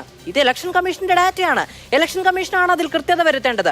അത് ഇനിയിപ്പോൾ കൊണ്ടുപോയി സത്യവാങ്മൂലം കൊടുത്താൽ മാത്രമേ ഞാൻ ഇതിൽ മിണ്ടുകയുള്ളൂ, അല്ലെങ്കിൽ മിണ്ടുകയില്ല എന്ന നിലപാട് സ്വീകരിക്കുക ശരിയല്ലല്ലോ. കേരളത്തിൽ നിങ്ങൾ ഏറ്റവും അഭിമാനപൂർവ്വം കാണുന്ന ഒരു മണ്ഡലത്തിലെ തെരഞ്ഞെടുപ്പുമായി ബന്ധപ്പെട്ട ആരോപണങ്ങൾ കൂടി വരുന്ന പശ്ചാത്തലത്തിൽ നോക്കൂ, ഒന്നാമത് ലോക്സഭാ തെരഞ്ഞെടുപ്പിന് ഉപയോഗിക്കുന്ന വോട്ടർ ലിസ്റ്റ് അല്ല നമ്മൾ പഞ്ചായത്ത് തെരഞ്ഞെടുപ്പിൽ ഉപയോഗിക്കുന്നത്. 2 തയ്യാറാക്കുന്ന 2 സംവിധാനത്തിലാണ്. ആളുകൾക്ക് അതിനിടയിൽ വോട്ട് മാറാനൊക്കെയുള്ള അവകാശമുണ്ട്. 2024 തൃശ്ശൂർ മണ്ഡലത്തിൽ വോട്ട് ചെയ്തിട്ടുള്ള ഒരാള് 2025 ഡിസംബർ മാസത്തിൽ അവിടെ തന്നെ താമസിക്കുന്നത് യാതൊരു നിയമമില്ല. അദ്ദേഹത്തിന് വോട്ട് മാറ്റാനുള്ള അവകാശമുണ്ട്. ഇതുമായി ബന്ധപ്പെട്ട് 2-3 കാര്യങ്ങൾ എനിക്ക് പറയാൻ നിങ്ങൾ സമയം തരുമെന്ന് ഞാൻ പ്രതീക്ഷിക്കുകയാണ്. ആദ്യത്തെ കാര്യം, നമ്മൾ ഈ ചർച്ചയിൽ രാഹുൽ ഗാന്ധി ഉന്നയിക്കുന്ന ആരോപണങ്ങളുടെ ഒതന്റിസിറ്റിയെ പറ്റി പറയുന്നത്, അതിന്റെ ആധികാരികത അല്ലെങ്കിൽ അതിന്റെ ഗൗരവത്തെ സൂചിപ്പിക്കാൻ നിങ്ങൾ പറയുന്നത്, രാജ്യത്തിന്റെ പ്രതിപക്ഷ നേതാവ് ഒരു ആരോപണം ഉന്നയിക്കുമ്പോൾ അതിനെ ലാഘവത്തോടുകൂടി കാണാൻ കഴിയില്ല എന്നുള്ളതാണ്. ഇവിടെ നോക്കി, എങ്ങനെയാണ് രാഹുൽ ഗാന്ധി രാജ്യത്തിന്റെ പ്രതിപക്ഷ നേതാവാകുന്നത്? അദ്ദേഹം രാജ്യത്തിന്റെ പ്രതിപക്ഷ നേതാവാകുന്നത് ഈ തെരഞ്ഞെടുപ്പ് പ്രക്രിയയിലൂടെയാണ്. നമ്മുടെ ലോക്സഭയിലെ 540 അംഗങ്ങളിൽ 10% വോട്ടുള്ള പാർട്ടിക്ക് പ്രതിപക്ഷ നേതാവാകാൻ കഴിയുള്ളൂ. കഴിഞ്ഞ 2 ടേമിലും അവർക്ക് 54 MP ഉണ്ടായിരുന്നില്ല. അതുകൊണ്ട് അവർക്ക് പ്രതിപക്ഷ നേതാവ് ഉണ്ടായിരുന്നില്ല. ഇത്തവണ UPAക്ക് 99 സീറ്റ് കിട്ടിയതുകൊണ്ടാണ് രാഹുൽ ഗാന്ധി പ്രതിപക്ഷ നേതാവുന്നത്. നിങ്ങൾ ഈ തെരഞ്ഞെടുപ്പ് പ്രക്രിയയിൽ തന്നെ വിശ്വാസമില്ലെന്ന് പറയുകയും തെരഞ്ഞെടുപ്പ് കമ്മീഷനെ തന്നെ ഡിസ്ക്രെഡിറ്റ് ചെയ്യുകയും ഇവിടെ നടന്നിട്ടുള്ള പ്രക്രിയ തന്നെ അട്ടിമറിക്കപ്പെട്ടതാണെന്നും അതുകൊണ്ട് തെരഞ്ഞെടുക്കപ്പെട്ട ഗവൺമെന്റ് തന്നെ ഇല്ലജിറ്റിമേറ്റ് ആണെന്ന് പറയുകയും ചെയ്യുമ്പോൾ പിന്നെ നിങ്ങൾ എങ്ങനെയാണ് പ്രതിപക്ഷ നേതാവായിരിക്കുന്നത്? അങ്ങനെയാണെങ്കിൽ നിങ്ങളുടെ തെരഞ്ഞെടുപ്പ് അസാധുവല്ലേ? അങ്ങനെയാണെങ്കിൽ 99 ഇലക്ഷൻ പ്രക്രിയ എന്ന നിലയ്ക്ക് അതിനെ പരിഗണിക്കുമ്പോൾ ഒരാൾ ജയിക്കുന്നു, ഒരാൾക്ക് കുറവ് വോട്ട് കിട്ടുന്നു. ആ കുറവ് വോട്ട് കിട്ടിയ ആൾ ആണ് പറയുന്നത് ഇതിൽ കൂടിയ വോട്ടുകൾ കിട്ടിയത് ശരിയായ രീതിയിലല്ല എന്ന്. അത് എന്റെ വോട്ട് ഞാൻ ഇത്രയെങ്കിലും എനിക്ക് 4 വോട്ടെങ്കിലും കിട്ടിയത് കൊണ്ട് ആ തെരഞ്ഞെടുപ്പ് പ്രക്രിയ സാധുവാണ് എന്ന് വിചാരിക്കണം എന്ന് പറയുന്നത് കുറച്ച് ബാലിശമാണ് എന്ന് തോന്നുന്നു. ഇപ്പോൾ ശരിയാണെന്ന് പറഞ്ഞത് ലോക്സഭാ തെരഞ്ഞെടുപ്പിലെ വോട്ടർ ലിസ്റ്റ് അല്ല തദ്ദേശ തെരഞ്ഞെടുപ്പിലെ വോട്ടർ ലിസ്റ്റ് എന്നുള്ളത്. പക്ഷേ സ്വന്തം കുടുംബത്തിൽ ഒരാൾ ഒരു മണ്ഡലത്തിൽ മത്സരിക്കുമ്പോൾ ആ മണ്ഡലത്തിലേക്ക് താൽക്കാലികമായി വോട്ട് ചേർക്കുക, അതിനുശേഷം അവിടെ നിന്ന് തിരികെ പോരുക എന്ന് പറയുന്നതിൽ ഒരു നിക്ഷിപ്ത താല്പര്യമുണ്ട്. ഒരു താല്പര്യമില്ല. 6 മാസം ഒരു മണ്ഡലത്തിൽ സ്ഥിരതാമസം നടത്തുന്ന ഒരാൾക്ക് ആ മണ്ഡലത്തിൽ വോട്ട് ചെയ്യാനുള്ള അവകാശമുണ്ട്. ആ മണ്ഡലത്തിൽ സ്ഥിരതാമസമാക്കാനുള്ള കാരണം എന്താണ് എന്നൊരു കാര്യം കൂടിയുണ്ടല്ലോ. അത് അദ്ദേഹത്തിന്റെ കുടുംബവും അദ്ദേഹത്തിന്റെ അനിയന്റെ കുടുംബവും അടക്കം. നോക്കൂ, സുരേഷ് ഗോപി 2014 മുതൽ അവിടെ 2016 നിയമസഭാ തെരഞ്ഞെടുപ്പ് മുതൽ തൃശൂർ മണ്ഡലത്തിൽ മത്സരിക്കുന്ന ആളാണ്. അദ്ദേഹം തൃശൂർ മണ്ഡലത്തിൽ അടുത്ത വട്ടവും മത്സരിക്കാൻ തയ്യാറെടുക്കുന്ന ആളാണ്. സ്വാഭാവികമായിട്ട് അദ്ദേഹത്തിന് വോട്ട് ചെയ്യണമെന്നുള്ള താല്പര്യമുള്ള അദ്ദേഹത്തിന്റെ കുടുംബാംഗങ്ങൾ അവിടെ ചെന്ന് വോട്ട് ചെയ്തിട്ടുണ്ടാവും. അതിൽ എന്താണ് നിയമവിരുദ്ധമായിട്ട് എന്ത് പ്രവർത്തനമുള്ളത്? ഇനി നോക്കൂ, ഈ തെരഞ്ഞെടുപ്പ് പ്രക്രിയയുമായി ബന്ധപ്പെട്ട ആരോപണം നിങ്ങൾ ഉന്നയിക്കുന്നത്, ഞാൻ ആദ്യം പറഞ്ഞു, നിങ്ങൾ ഈ പ്രതിപക്ഷ നേതാവ് എന്ന് പറയുന്ന സ്ഥാനം പോലെ ഈ തെരഞ്ഞെടുപ്പിലൂടെ ഉണ്ടായിട്ടുള്ളതാണ്. ഇതിന് നിങ്ങൾ ഈ തെരഞ്ഞെടുപ്പിൽ നിങ്ങൾക്ക് വിശ്വാസമില്ലെങ്കിൽ ആ പ്രതിപക്ഷ നേതൃസ്ഥാനവും കോൺഗ്രസിന്റെ 99 MP രാജിവെക്കുകയാണ്. അല്ല, പ്രതിപക്ഷ നേതാവായിരുന്നു കൊണ്ട് അദ്ദേഹത്തിന് കാര്യങ്ങൾ ബോധ്യപ്പെടുകയാണ് എങ്കിൽ ചോദ്യം ചെയ്യാൻ പാടില്ലേ? നോക്കൂ, ഞാൻ പറയുമ്പോൾ മാത്രം എന്താണ് ഇങ്ങനെ ഇടപെട്ടുകൊണ്ടിരിക്കുന്നത്? ഞാൻ ആകെ 3 മിനിറ്റ് ആദ്യഘട്ടത്തിൽ ആരും പറഞ്ഞപ്പോൾ ഞാൻ ഇടപെട്ടില്ല. പക്ഷെ ഞാൻ പറയുകയുണ്ടായി, അത്രമേൽ ചോദ്യങ്ങളില്ലാതെ ഒരു ചോദ്യം ചോദിച്ചിട്ട് 5 മിനിറ്റ് വെറുതെ നോക്കിയിരുന്ന് ചോദിക്കാൻ 2ാം ഘട്ടത്തിൽ കഴിയില്ല എന്ന് പറയുകയുണ്ടായി. ശങ്കുട്ടിദാസ് അത് മനസ്സിലാക്കണം. പറയൂ. നോക്കൂ, ഈ എന്താ പറയാ, ഈ നസ്രയത്തിൽ നിന്ന് നീതി പ്രതീക്ഷിക്കണ്ടല്ലോ എന്നുള്ളത് പറഞ്ഞ പോലെ നിങ്ങളിൽ നിന്ന് ഞാൻ മര്യാദയൊന്നും പ്രതീക്ഷിക്കുന്നില്ല. എനിക്ക് ഈ പറയുന്ന അനീതി ശീലമായിട്ടുണ്ട്. അതുകൊണ്ട് അതിന്റെ വേദനയൊന്നും എനിക്ക് അനുഭവപ്പെടാതെ. ശങ്കുട്ടിദാസ്, അങ്ങനെ നിങ്ങളിൽ നിന്ന് മര്യാദ ഞാൻ പ്രതീക്ഷിക്കുന്നില്ല എന്നൊക്കെ പറയുന്നത് വളരെ വ്യക്തിപരമായ കാര്യമാണ്. അതവിടെ നിൽക്കട്ടെ. പക്ഷേ ഞാൻ പറഞ്ഞതാണ്, ആദ്യഘട്ടത്തിൽ അങ്ങോട്ട് ഞാൻ 2 തവണ ചോദ്യം ചോദിച്ചു. ആ 2 തവണയും അങ്ങേക്ക് വളരെ വിശദമായി പറയാനുള്ള സമയമുണ്ടായി. അങ്ങനെ പോകാൻ 2ാം ഘട്ടത്തിൽ പറയില്ല എന്ന് പറഞ്ഞുകൊണ്ടാണ് ഞാൻ ആദ്യത്തെ ഇടവേള പോലും എടുക്കുന്നത്. അങ്ങനെ മനസ്സിലാക്കണം. ഞാനൊന്ന് സംസാരിക്കട്ടെ. നിങ്ങൾ സമ്പത്ത് 11 മിനിറ്റ് സംസാരിച്ചപ്പോൾ ഒരു അക്ഷരം പോലും ഇടപെടാതെ നിങ്ങൾ കേട്ടിരുന്നു. ഞാൻ സംസാരിച്ചു തുടങ്ങിയപ്പോൾ 2ാമത്തെ മിനിറ്റ് നിങ്ങൾ ഇടപെട്ടു. നിങ്ങൾ ഈ ചർച്ച എങ്ങനെയാണ് നയിക്കുന്നത്? നിങ്ങൾ തന്നെ 2ാമത്തെ മിനിറ്റിലൊന്നും ഇടപെട്ടില്ല ശങ്കുട്ടിദാസ്. അങ്ങനെ പറയരുത്. അങ്ങനെ അത്തരം ഈ കാര്യങ്ങൾ പറഞ്ഞല്ല ഇതിന്റെ സമയം കളയേണ്ടതെന്ന് പറയും. അല്ല, വേണ്ട, എന്റെ സമയം കളയേണ്ടത് നിങ്ങളുടെ അജണ്ടയാണ്. എന്നെ പറയാൻ സമ്മതിക്കില്ല. അജണ്ടയ്ക്ക് അവിടെ നിൽക്കട്ടെ. ശങ്കു മറുപടി പറയും. ഞാൻ മറുപടി പറയാം. നോക്കൂ, ഈ തെരഞ്ഞെടുപ്പുമായി ബന്ധപ്പെട്ട് ഇലക്ഷൻ കമ്മീഷന്റെ ഉത്തരവാദിത്തത്തെ പറ്റി നിങ്ങൾ പറയുന്ന സമയത്ത് രാഷ്ട്രീയ പാർട്ടിയുടെ ഉത്തരവാദിത്തത്തെ പറ്റി അവരും കൂടി സ്വയം ഒന്ന് ആലോചിക്കണം. ഈ തെരഞ്ഞെടുപ്പിലുള്ള വോട്ടർ പട്ടിക എന്ന് പറയുന്നത് തെരഞ്ഞെടുപ്പിന് ശേഷം പ്രസിദ്ധീകരിക്കുന്ന സാധനമല്ല. ഈ തെരഞ്ഞെടുപ്പിലെ വോട്ടർ പട്ടിക തെരഞ്ഞെടുപ്പിന് 6 മാസം മുൻപ് പ്രസിദ്ധീകരിക്കുന്ന സംഗതിയാണ്. ഇത് പരിശോധിക്കാനും ഇതിൽ എന്തെങ്കിലും തെറ്റുകൾ ഉണ്ടെങ്കിൽ അത് ചൂണ്ടിക്കാണിക്കാനും അത് തിരുത്തൽ വരുത്താനും ഈ രാഷ്ട്രീയ പാർട്ടികൾക്ക് എല്ലാവർക്കും അവസരമുണ്ട്. കോൺഗ്രസ് പാർട്ടിക്ക് 2024 ലോക്സഭാ തെരഞ്ഞെടുപ്പിന്റെ വോട്ടർ ലിസ്റ്റ് 6 മാസം മുൻപ് കിട്ടിയിട്ടുള്ളതാണ്. അതിനുശേഷം അത് തിരുത്തുന്നതിനുള്ള അവസരം ഉണ്ടായിരുന്നു. അവസാനം പുതുക്കിയ വോട്ടർ പട്ടിക ജനുവരി മാസത്തിൽ 2ാമത് പ്രസിദ്ധീകരിച്ചിട്ടുള്ളതാണ്. ഇപ്പൊ തൃശ്ശൂരുള്ള ആരോപണം നിങ്ങൾ പറഞ്ഞല്ലോ, തൃശ്ശൂരിലെ വോട്ട് മറക്കുകയോ അവിടെ എന്തൊക്കെയോ തിരുത്തു വരുത്തുകയോ ചെയ്തു. അതിന് ഇലക്ഷൻ കമ്മീഷൻ കൊടുത്തിട്ടുള്ള മറുപടി നോക്കൂ. 2024 ലോക്സഭാ തെരഞ്ഞെടുപ്പിന് മുന്നോടിയായി നടത്തിയ വോട്ടർ പട്ടികയുടെ പ്രത്യേക സംഗ്രഹ പരിഷ്കരണത്തിന്റെ ഭാഗമായി കരട് വോട്ടർ പട്ടിക 27/10/2023 പ്രസിദ്ധീകരിക്കുകയും എല്ലാ അംഗീകൃത രാഷ്ട്രീയ പാർട്ടികൾക്കും സൗജന്യമായി നൽകുകയും ചെയ്തു. അപ്പൊ 27/10/2023 എല്ലാ രാഷ്ട്രീയ പാർട്ടികൾക്കും ആ വോട്ടർ പട്ടിക കിട്ടിയിട്ടുണ്ട്. 27/10/2023 19/12/2023 ഇടയിൽ തൃശൂർ ലോക്സഭാ മണ്ഡലത്തിൽ ഇത്രയും ഫോമുകൾ അപേക്ഷകൾ സ്വീകരിച്ചു. അതിന് ഇത്രയും പരാതികൾ വന്നു. അതൊക്കെ പരിഹരിച്ചു. അതിനുശേഷം ഏറ്റവും അവസാനം അന്തിമ വോട്ടർ പട്ടിക 22/1/2024 പ്രസിദ്ധീകരിച്ചു. എല്ലാ അംഗീകൃത രാഷ്ട്രീയ പാർട്ടികൾക്കും വീണ്ടും പകർപ്പുകൾ സൗജന്യമായി കൊടുത്തു. ശരിയാണ്, അത് വളരെ ശരിയായ കാര്യമാണ്. പക്ഷേ അല്ല, ജനങ്ങളോ പാർട്ടിയോ പൗരനോ പാർട്ടിയോ ആ ഉത്തരവാദിത്വം നിറവേറ്റിയില്ല എങ്കിൽ പിന്നീട് ഈ ഇലക്ഷൻ കമ്മീഷൻ സംവിധാനത്തിൽ തെറ്റുണ്ട് എന്ന് പറഞ്ഞാൽ ചൂണ്ടിക്കാണിക്കാൻ കഴിയില്ലേ? ഞാൻ ഈ രാഹുൽ ഗാന്ധി ചൂണ്ടിക്കാണിച്ച ഇലക്ഷൻ കമ്മീഷന്റെ ഡാറ്റ വെച്ചുകൊണ്ട് നേരത്തെ വീട്ടു നമ്പറും അച്ഛന്റെ പേരും അടക്കം അക്ഷരങ്ങൾ മാത്രം രേഖപ്പെടുത്തിയിട്ടുള്ള പിശകുകൾ കാണിച്ചല്ലോ. അത് ഒരാളുടെ പേരിൽ മാത്രമല്ല, പലരുടെ പേരിലാണ്. അപ്പൊ അങ്ങനെയുള്ള ക്രമക്കേടുകൾ സ്വന്തം ഡാറ്റയിൽ തന്നെ ഉണ്ട് എന്ന് തിരിച്ചറിയുന്ന ഒരു ഇലക്ഷൻ കമ്മീഷൻ എങ്ങനെ പ്രതികരിക്കണം എന്നാണ് അഡ്വക്കേറ്റ് ശങ്കുട്ടിദാസ് വിചാരിക്കുന്നത്? രാഹുൽ ഗാന്ധി ചൂണ്ടിക്കാണിച്ചതായിട്ടുള്ള ക്രമക്കേടുകളൊന്നും അനക്ഡോട്ടൽ എവിഡൻസ് എടുത്തു കഴിഞ്ഞാൽ ഒരെണ്ണം പോലും സബ്സ്റ്റാൻഷിയേറ്റ് ചെയ്യാൻ പറ്റാത്തതാണ്. ഇപ്പൊ മഹാദേവപുരയുടെ കാര്യം ഇവിടെ രാജു പി നായർ പറഞ്ഞു. ഞാൻ ചോദിക്കട്ടെ രാജു പി നായരോട്, ആ മണ്ഡലത്തിൽ തന്നെ രാജാജി നഗർ, അതേപോലെ തന്നെ ചാമരാജ് പേട്ട്, അതേപോലെ തന്നെ ഗാന്ധിനഗർ, ഈ 3 മണ്ഡലങ്ങളിലും BJP ആണ് ലീഡ് ചെയ്തിരുന്നത്. അതായത് രാഹുൽ ഗാന്ധി പറഞ്ഞു ഒറ്റ മണ്ഡലത്തിൽ മാത്രം BJP ലീഡ് ചെയ്തു എന്ന് പറഞ്ഞിട്ടുള്ള വാദം തെറ്റാണ്. 1. 2, അദ്ദേഹം പറഞ്ഞിട്ടുള്ള അനക്ഡോട്ടൽ എവിഡൻസ്, ഈ പറയുന്ന ആശിഷ് വിദ്യാർത്ഥി എന്ന് പറയുന്ന ആളുടെ കാര്യം, 800 ആൾക്കാർ ഒരേ ഫ്ളാറ്റിൽ തന്നെ താമസിച്ചിരുന്നു എന്ന് പറഞ്ഞ കാര്യം, കർണാടകയിലെ ഒരു കുടുംബം മുഴുവൻ വ്യാജ വോട്ടർമാരാന്നുള്ള കാര്യം ഇതെല്ലാം ഇവർ തന്നെ വന്ന് വിശദീകരിച്ച് കഴിഞ്ഞിട്ടുള്ളതാണ്. അപ്പോൾ ഇദ്ദേഹം പിന്നെ ഒരു കുടുംബം പുറത്തു വന്ന് ഞങ്ങളൊക്കെ വ്യാജ വോട്ടർമാരാണ് എന്ന് പറയുമോ? ഇതിപ്പോ രാഹുൽ ഗാന്ധി പറയുന്നത് വിശ്വസിക്കാൻ കഴിയില്ല. പക്ഷെ പുറത്ത് വന്ന് പറയുന്ന മറ്റെല്ലാ ആളുകളെയും എല്ലാവർക്കും വിശ്വാസവുമാണ്. പക്ഷെ മൂന്നാമത്തെ തവണയും ഞാൻ അങ്ങോട്ട് ചോദിക്കുമ്പോൾ അങ്ങ് പറയാത്ത ഒരേ ഒരു കാര്യം, സ്വന്തം അച്ഛന്റെ പേരോ വീട്ടു നമ്പറോ രേഖപ്പെടുത്താത്ത വോട്ടേഴ്സ് ലിസ്റ്റ് വെച്ചിട്ടാണ് ഈ സംവിധാനം മുന്നോട്ട് പോകേണ്ടത് എന്ന് അങ്ങ് വിചാരിക്കുന്നുണ്ടോ? അങ്ങനെയാണെങ്കിൽ എന്താണ് ചെയ്യേണ്ടത്? അതാണ് എന്റെ ഏറ്റവും നിർണായകമായിട്ടുള്ള ചോദ്യം. ഇവിടെ വോട്ടർ ലിസ്റ്റിൽ പ്രശ്നമുണ്ട് എന്നുള്ള വാദം രാഹുൽ ഗാന്ധി ഉന്നയിക്കുകയാണെങ്കിൽ വോട്ടർ ലിസ്റ്റ് കൃത്യമായി പരിശോധിച്ചിട്ട് അതിലെ തെറ്റുകൾ തിരുത്താണ് വേണ്ടത്. അങ്ങനെയാണെങ്കിൽ ബീഹാറിൽ നടത്തുന്ന സ്പെഷ്യൽ ഇന്റൻസീവ് ആയിട്ടുള്ള ആ പ്രക്രിയ ഉണ്ടല്ലോ, റിഫോം പ്രക്രിയ, SIR എന്ന് പറയുന്ന പ്രക്രിയ, ഈ പ്രക്രിയയെ എന്തുകൊണ്ടാണ് കോൺഗ്രസ് എതിർത്തുകൊണ്ടിരിക്കുന്നത്? ബീഹാറിലെ വോട്ടർ പട്ടികയിൽ 2024 തെരഞ്ഞെടുപ്പ് നടത്തിയിട്ടുള്ള ബീഹാറിൽ 60 ലക്ഷം വ്യാജ വോട്ടർമാരെയാണ് ഇലക്ഷൻ കമ്മീഷൻ കണ്ടെത്തിയിട്ടുള്ളത്. 22 ലക്ഷം വോട്ടർമാർ ബോഗസ് വോട്ടർമാരാണ്. 7 ലക്ഷം വോട്ടർമാർ മരിച്ചുപോയിട്ടുള്ള വോട്ടർമാരാണ്. അല്ല, അതിൽ തീവ്ര നിലപാടുകൾ ഉണ്ടാകരുത് എന്നുള്ളതാണ് സുപ്രീം കോടതി തന്നെ പറഞ്ഞിരിക്കുന്നത്. തീവ്രമായ കൂട്ടിച്ചേരലുകളോ തീവ്രമായ ഒഴിവാക്കലുകളോ ഉണ്ടാകരുത് എന്നുള്ളതാണ്. തീവ്രമായ കൂട്ടിച്ചേരലുകളും വിമർശിക്കപ്പെടും, തീവ്രമായ ഒഴിവാക്കലുകളും വിമർശിക്കപ്പെടും. അഡ്വക്കേറ്റ് ശങ്കുട്ടിദാസ് നാലാമതും അങ്ങോട്ട് ചോദിക്കുകയാണ്, പ്രോപ്പറായ അഡ്രസ്സോ പ്രോപ്പറായ പേരോ പോലും ഇല്ലാത്ത വോട്ടേഴ്സ് ലിസ്റ്റ് വെച്ച് വേണോ ഇന്ത്യയിൽ ഇലക്ഷൻ നടക്കാൻ? നാലാമത്തെ തവണയാണ് ശങ്കുട്ടിദാസ് ഞാനിത് ചോദിക്കുന്നത്. വോട്ടർ പട്ടിക കുറ്റമറ്റതാക്കേണ്ടത് എല്ലാവരുടെയും ഉത്തരവാദിത്തമാണ്. അതിൽ ഏറ്റവും കൂടുതൽ ഉത്തരവാദിത്തം ആരുടേതാണ്? ഏറ്റവും കൂടുതൽ ഉത്തരവാദിത്തം പൊതുസമൂഹത്തിന് പൊതുവിൽ തന്നെയാണുള്ളത്. ഇലക്ഷൻ കമ്മീഷൻ മാത്രമായിട്ട് പൊതുസമൂഹമല്ല വോട്ടേഴ്സ് ലിസ്റ്റ് ഉണ്ടാക്കുന്നത്, ഇലക്ഷൻ കമ്മീഷനാണ് അതിന്റെ ഏറ്റവും ഉന്നതമായ അധികാരി. അവര് പ്രശ്നമുണ്ട് എന്ന ഇലക്ഷൻ കമ്മീഷന്റെ ഡാറ്റ അടക്കം വെച്ച് മുന്നോട്ട് വെക്കുമ്പോൾ അതിൽ ഒരു വാക്ക് മിണ്ടുക, ശരി അതിൽ പിഴവുകളുണ്ടെങ്കിൽ പരിശോധിക്കാമെന്ന നിലയെങ്കിലും സ്വീകരിക്കുക എന്ന് പറയുന്ന ഉത്തരവാദിത്തം എന്തുകൊണ്ടാണ് അത്രയും ഉന്നതമായ ഒരു സമിതിക്ക്, അത്രയും ഉന്നതമായ ഒരു സ്ഥാപനത്തിന് ഉണ്ടാകാതെ പോകുന്നത്? നോക്കൂ, ഇലക്ഷൻ കമ്മീഷൻ എന്ന് പറയുന്ന സ്ഥാപനത്തെ ഡിസ്ക്രെഡിറ്റ് ചെയ്തുകൊണ്ട്, അതായത് തെരഞ്ഞെടുപ്പിലൂടെ അധികാരത്തിൽ വരാൻ സാധിച്ചില്ലെങ്കിൽ പിന്നെ ഇവിടുത്തെ സ്വയമാണ് ഡിസ്ക്രെഡിറ്റ് ചെയ്തത്. സ്വന്തം ഡാറ്റയുടെ അടിസ്ഥാനത്തിൽ മാത്രം പ്രവർത്തിക്കേണ്ടി വരുന്ന ഒരു സ്ഥാപനത്തിന് സ്വന്തം ഡാറ്റ കുറ്റമറ്റതായി ഒരാൾക്ക് കൈമാറ്റം ചെയ്യപ്പെടാൻ കഴിഞ്ഞിട്ടെങ്കിൽ മറ്റാരും അതിനെ ഡിസ്ക്രെഡിറ്റ് ചെയ്യേണ്ടതില്ല. അഡ്വക്കേറ്റ് ശങ്കുട്ടിദാസ് തന്നെത്താനെ ഡിസ്ക്രെഡിറ്റ് ചെയ്തിരിക്കുന്നു. ചർച്ചയിൽ വിജയിക്കുന്നൊന്നുമില്ല. അവരുടെ ഡാറ്റയാണ്, ഇലക്ഷൻ കമ്മീഷന്റെ ഡാറ്റയാണ്. ഇലക്ഷൻ കമ്മീഷന്റെ ഡാറ്റ മുന്നോട്ട് വെച്ച ഒരു ആരോപണം ഉന്നയിക്കുമ്പോൾ ആ ഡാറ്റ ആധികാരികമല്ല എന്ന് പറയുമ്പോൾ ഒന്ന് പരിശോധിക്കാമെന്ന് പോലും നിലപാടെടുക്കാൻ കഴിയാത്ത പരിതാപാവസ്ഥ എങ്ങനെയാണ് ഇലക്ഷൻ കമ്മീഷൻ ഉണ്ടാകുന്നതെന്നാണ് ചോദിക്കുന്നത്.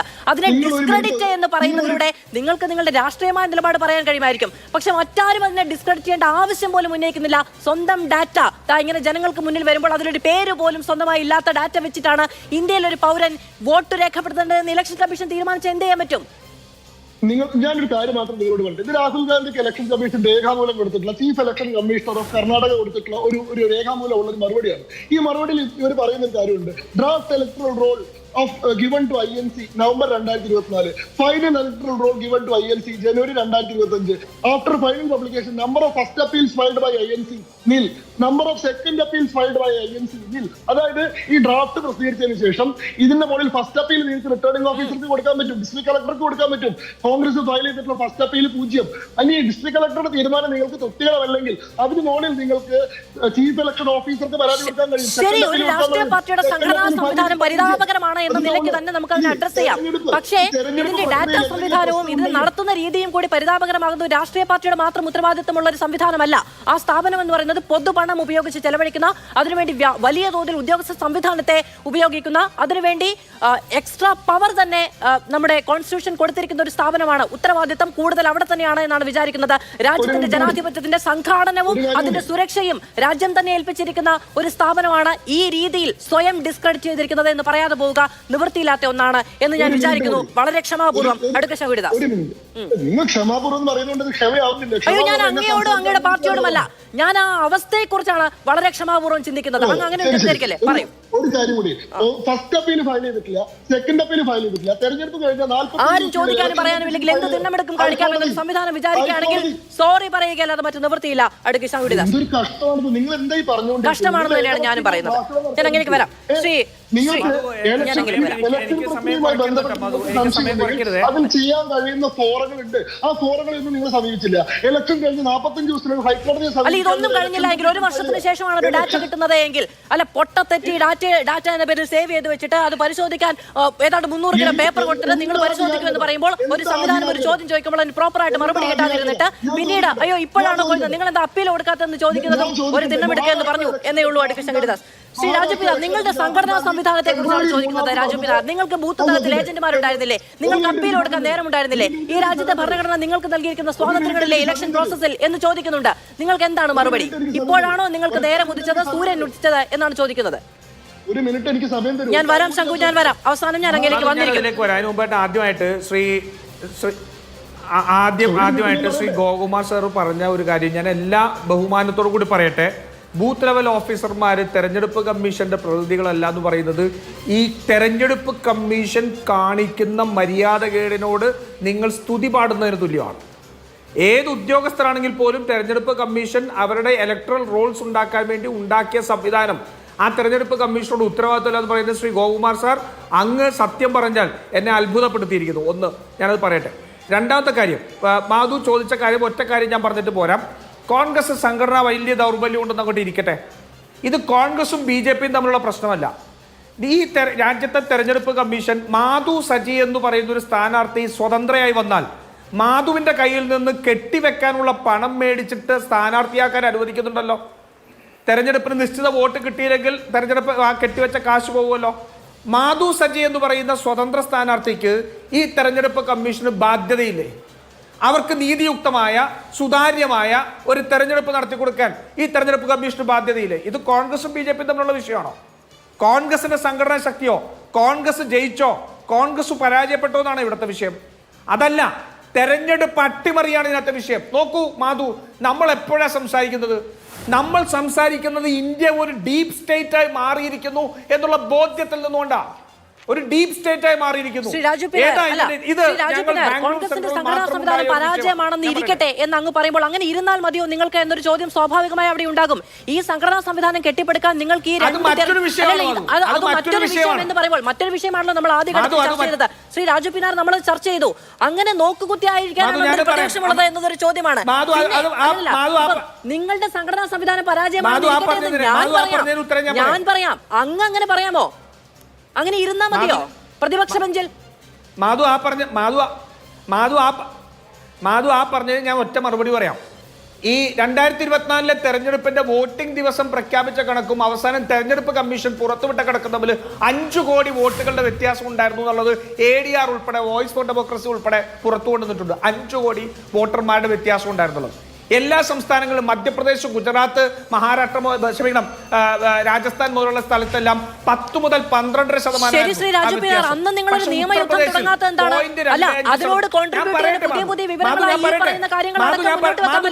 അതാണ് പറഞ്ഞു വരുന്നത് മാധു. ഞാൻ അതാണ് പറഞ്ഞു വരുന്നത്. അങ്ങ് കേൾക്കൂ. മറ്റ് സംസ്ഥാനങ്ങളിൽ നിന്ന് വ്യത്യസ്തമായിട്ട് ഉത്തർപ്രദേശിൽ 0.25% വ്യത്യാസം ഉണ്ടായപ്പോൾ രാഹുൽ ഗാന്ധി ജയിച്ചത് 3,90,000 വോട്ടിനാ. നരേന്ദ്രമോദി ജയിച്ചു എന്ന് പറയപ്പെടുന്നത് 1,42,000 വോട്ടിനാ. ഇത് രണ്ടും ഒരു സംവിധാനമാണ്.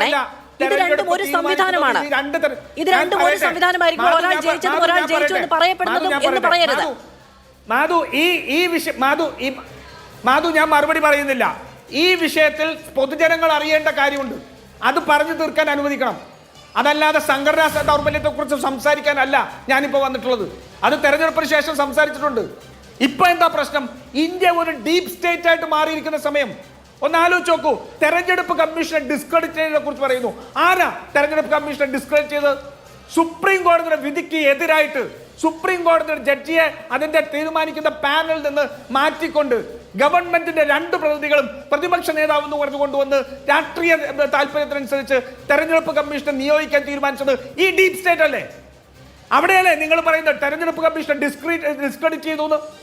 ഈ നരേന്ദ്രമോദിയും അമിത്ഷായും ഈ രാജ്യത്ത് മുഴുവൻ നടന്നു വർഗീയ വിദ്വേഷം അറിഞ്ഞപ്പോ ഒരൊറ്റ നോട്ടീസ് പോലും അയക്കാൻ കെൽപ്പില്ലാതിരുന്ന ഒരു തെരഞ്ഞെടുപ്പ് കമ്മീഷൻ അല്ലേ? അതല്ലേ ഡീപ് സ്റ്റേറ്റ്? ആ ഡീപ് സ്റ്റേറ്റിന്റെ കീഴിൽ നടക്കുന്ന അട്ടിമറി ഞങ്ങൾ പറഞ്ഞത് രാജ്യത്ത് മുഴുവൻ നടക്കുന്നു. മഹാരാഷ്ട്രയിലും ഛത്തീസ്ഗഡിലും അതുപോലെ തന്നെ ഹരിയാനയിലും ഉൾപ്പെടെയുള്ള തെരഞ്ഞെടുപ്പുകളിൽ നിയമസഭാ തെരഞ്ഞെടുപ്പുകൾ നടന്നു, ലോക്സഭാ തെരഞ്ഞെടുപ്പുകളിൽ നടന്നു. അതുകൊണ്ട് ഞങ്ങൾ അതിൽ നിന്ന് ഒരു പാർലമെന്റ് എടുത്ത് ഞങ്ങൾ ജനങ്ങളെ ബോധ്യപ്പെടുത്താൻ വേണ്ടി പഠിക്കുകയാണ്. ഇതുപോലെ ഇന്ത്യയിലെ മുഴുവൻ വോട്ടേഴ്സ് ലിസ്റ്റ് പഠിച്ചാൽ ഈ ക്രമക്കേടിന്റെ ആഴം മനസ്സിലാവും. അതിനെന്താ തെരഞ്ഞെടുപ്പ് കമ്മീഷനോട് ചോദിക്കുന്നത്? നിങ്ങൾ ഇതിന്റെ ഡാറ്റ ഡിജിറ്റൽ രൂപത്തിൽ തരൂ. എന്താ ഡാറ്റ ഡിജിറ്റൽ രൂപത്തിൽ തരാൻ പ്രയാസം? എന്തുകൊണ്ട് വന്നുകൂടാ? ആ ഡാറ്റ ഡിജിറ്റൽ രൂപത്തിൽ തന്നാൽ ഇവർ പിടിക്കപ്പെടുമെന്ന് അറിയാം. കള്ളന്മാർ പിടിക്കപ്പെടും എന്നിവർക്ക് കൃത്യമായിട്ട് അറിയാം. ആ കള്ളൻ തലയിൽ പപ്പു നോക്കി. പക്ഷേ ഈ സമയത്തെല്ലാം നിയമം എന്ന് പറയുന്ന ഒന്ന് അവിടെ നിൽക്കുന്നുണ്ടല്ലോ, സുപ്രീം കോടതി എന്ന് പറയുന്ന ഒന്ന് നിൽക്കുന്നുണ്ടല്ലോ. ഡിജിറ്റലായി ചോദിച്ചു, കിട്ടിയില്ല, ശരിയാണ്. ഈ പറയുന്ന പ്രശ്നങ്ങളെല്ലാം അവിടെ പരിഹരിക്കപ്പെടും. പക്ഷെ കോടതിയെ സമീപിക്കാമല്ലോ. അതുകൊണ്ട് തന്നെയാണ് ഞാൻ എന്റെ കംപ്ലീറ്റ് അനുവദിച്ചു. സുപ്രീം കോടതിയും ഈ തെരഞ്ഞെടുപ്പ് കമ്മീഷനും BJPയും എല്ലാം പറയട്ടെ, ഈ തെരഞ്ഞെടുപ്പ് കമ്മീഷനും എല്ലാം പറയുന്ന ഇതിൽ നിങ്ങൾ സത്യവാങ്മൂലം കൊടുക്കുന്നത് പറയുന്നത് എന്തിനെന്നറിയാമോ? ഇത് കേവലം ബാംഗ്ലൂർ സെൻട്രൽ ഒരു വിഷയമാക്കി മാറ്റി നിയമവ്യവഹാരത്തിലേക്ക് വിട്ട് ആ നിയമവ്യവഹാരത്തിന് ഞാൻ ചോദിക്കട്ടെ, ഞങ്ങൾ സുപ്രീം കോടതിയിലേക്ക് പോകുന്നു അല്ലെങ്കിൽ ഇത് ചെയ്യുന്നു, നാളെ വരുമ്പോൾ BJPയുടെ മറുപടി എന്താ? നിങ്ങൾ കോടതിയിൽ പോയിരിക്കല്ലേ, ഇനി കോടതി തീരുമാനിക്കേണ്ട സബ് ജുഡീസ് അല്ലേ? അല്ല, ഇത് ഒരു ഡീപ് സ്റ്റേറ്റ് രാജ്യത്തെ തീരുമാനത്തെ അട്ടിമറിക്കാൻ നടത്തുന്ന ശ്രമമാണ്. ഇത് രാഷ്ട്രീയ വിഷയമാണ്. ഈ രാഷ്ട്രീയ വിഷയം കേരളത്തിലെ തെരുവുകൾ പ്രക്ഷോഭങ്ങളുടെ തീയായി മാറണം. ഈ പറയുന്ന ഫാസിസ്റ്റ് ഗവൺമെന്റിനെതിരെയുള്ള ഏറ്റവും വലിയ രാഷ്ട്രീയ അതുകൊണ്ടാണ് ജനങ്ങൾക്ക് മുന്നിൽ നേരിട്ട് പറഞ്ഞത് അത് സത്യവാങ്മൂലം എന്ന നിലയ്ക്ക് തന്നെ എടുക്കേണ്ടതുണ്ട് എന്നാണ് രാഹുൽ ഗാന്ധി എന്തുകൊണ്ട് നിയമവ്യവസ്ഥയെ സമീപിക്കുന്നില്ല, ഇലക്ഷൻ കമ്മീഷനിലേക്ക് പോകുന്നില്ല എന്ന ചോദ്യത്തിന് മറുപടിയായി പറഞ്ഞത്. രാഷ്ട്രീയമായി അക്കൗണ്ടബിൾ ആക്കുക. ഈ രാജ്യത്തെ ഒരു ഭരണഘടനാ സ്ഥാപനത്തെ രാഷ്ട്രീയമായി അക്കൗണ്ടബിൾ ആക്കിക്കൊണ്ട് ഈ ഫാസിസ്റ്റ് ഭരണകൂടത്തിനെതിരെ ജനങ്ങളെ തെരുവിലിറക്കുക.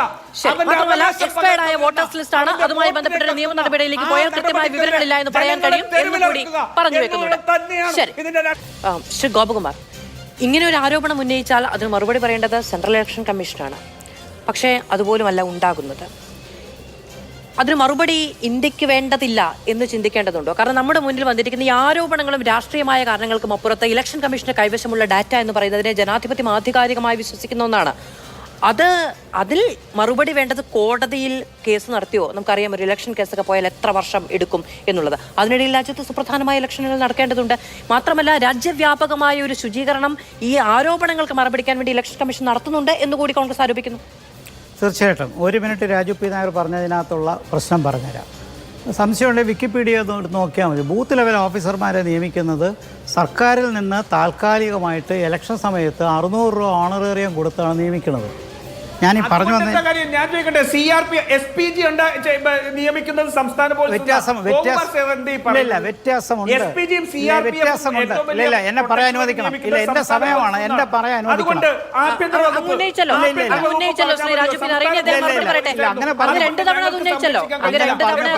അങ്ങനെ പറഞ്ഞു പോകരുത്. ഞാൻ പറഞ്ഞതിന്റെ സാരാംശം നിങ്ങൾ മനസ്സിലാക്കിയിട്ടില്ല. തെരഞ്ഞെടുപ്പ്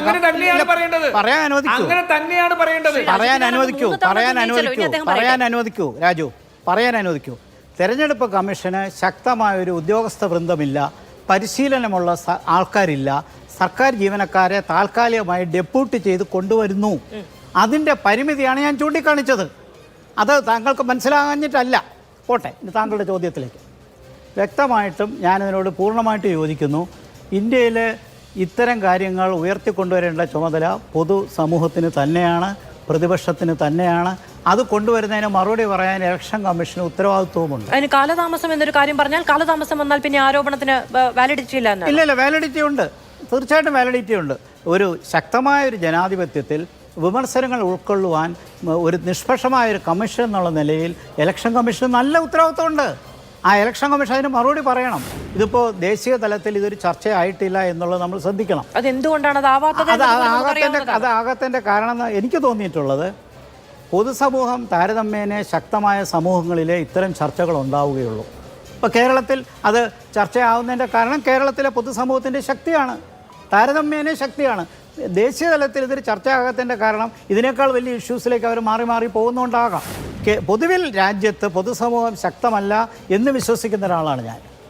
അതുകൊണ്ട് തീർച്ചയായിട്ടും ഇത്തരം കാര്യങ്ങൾക്ക് ഇലക്ഷൻ കമ്മീഷൻ്റെ ഉത്തരവാദിത്തത്തിൽ നിന്ന് മാറി നിൽക്കാൻ പറ്റില്ല. പക്ഷേ താങ്കൾ പറഞ്ഞ ആ ചോദ്യത്തോട് പൂർണ്ണമായിട്ടും യോജിക്കുന്നു.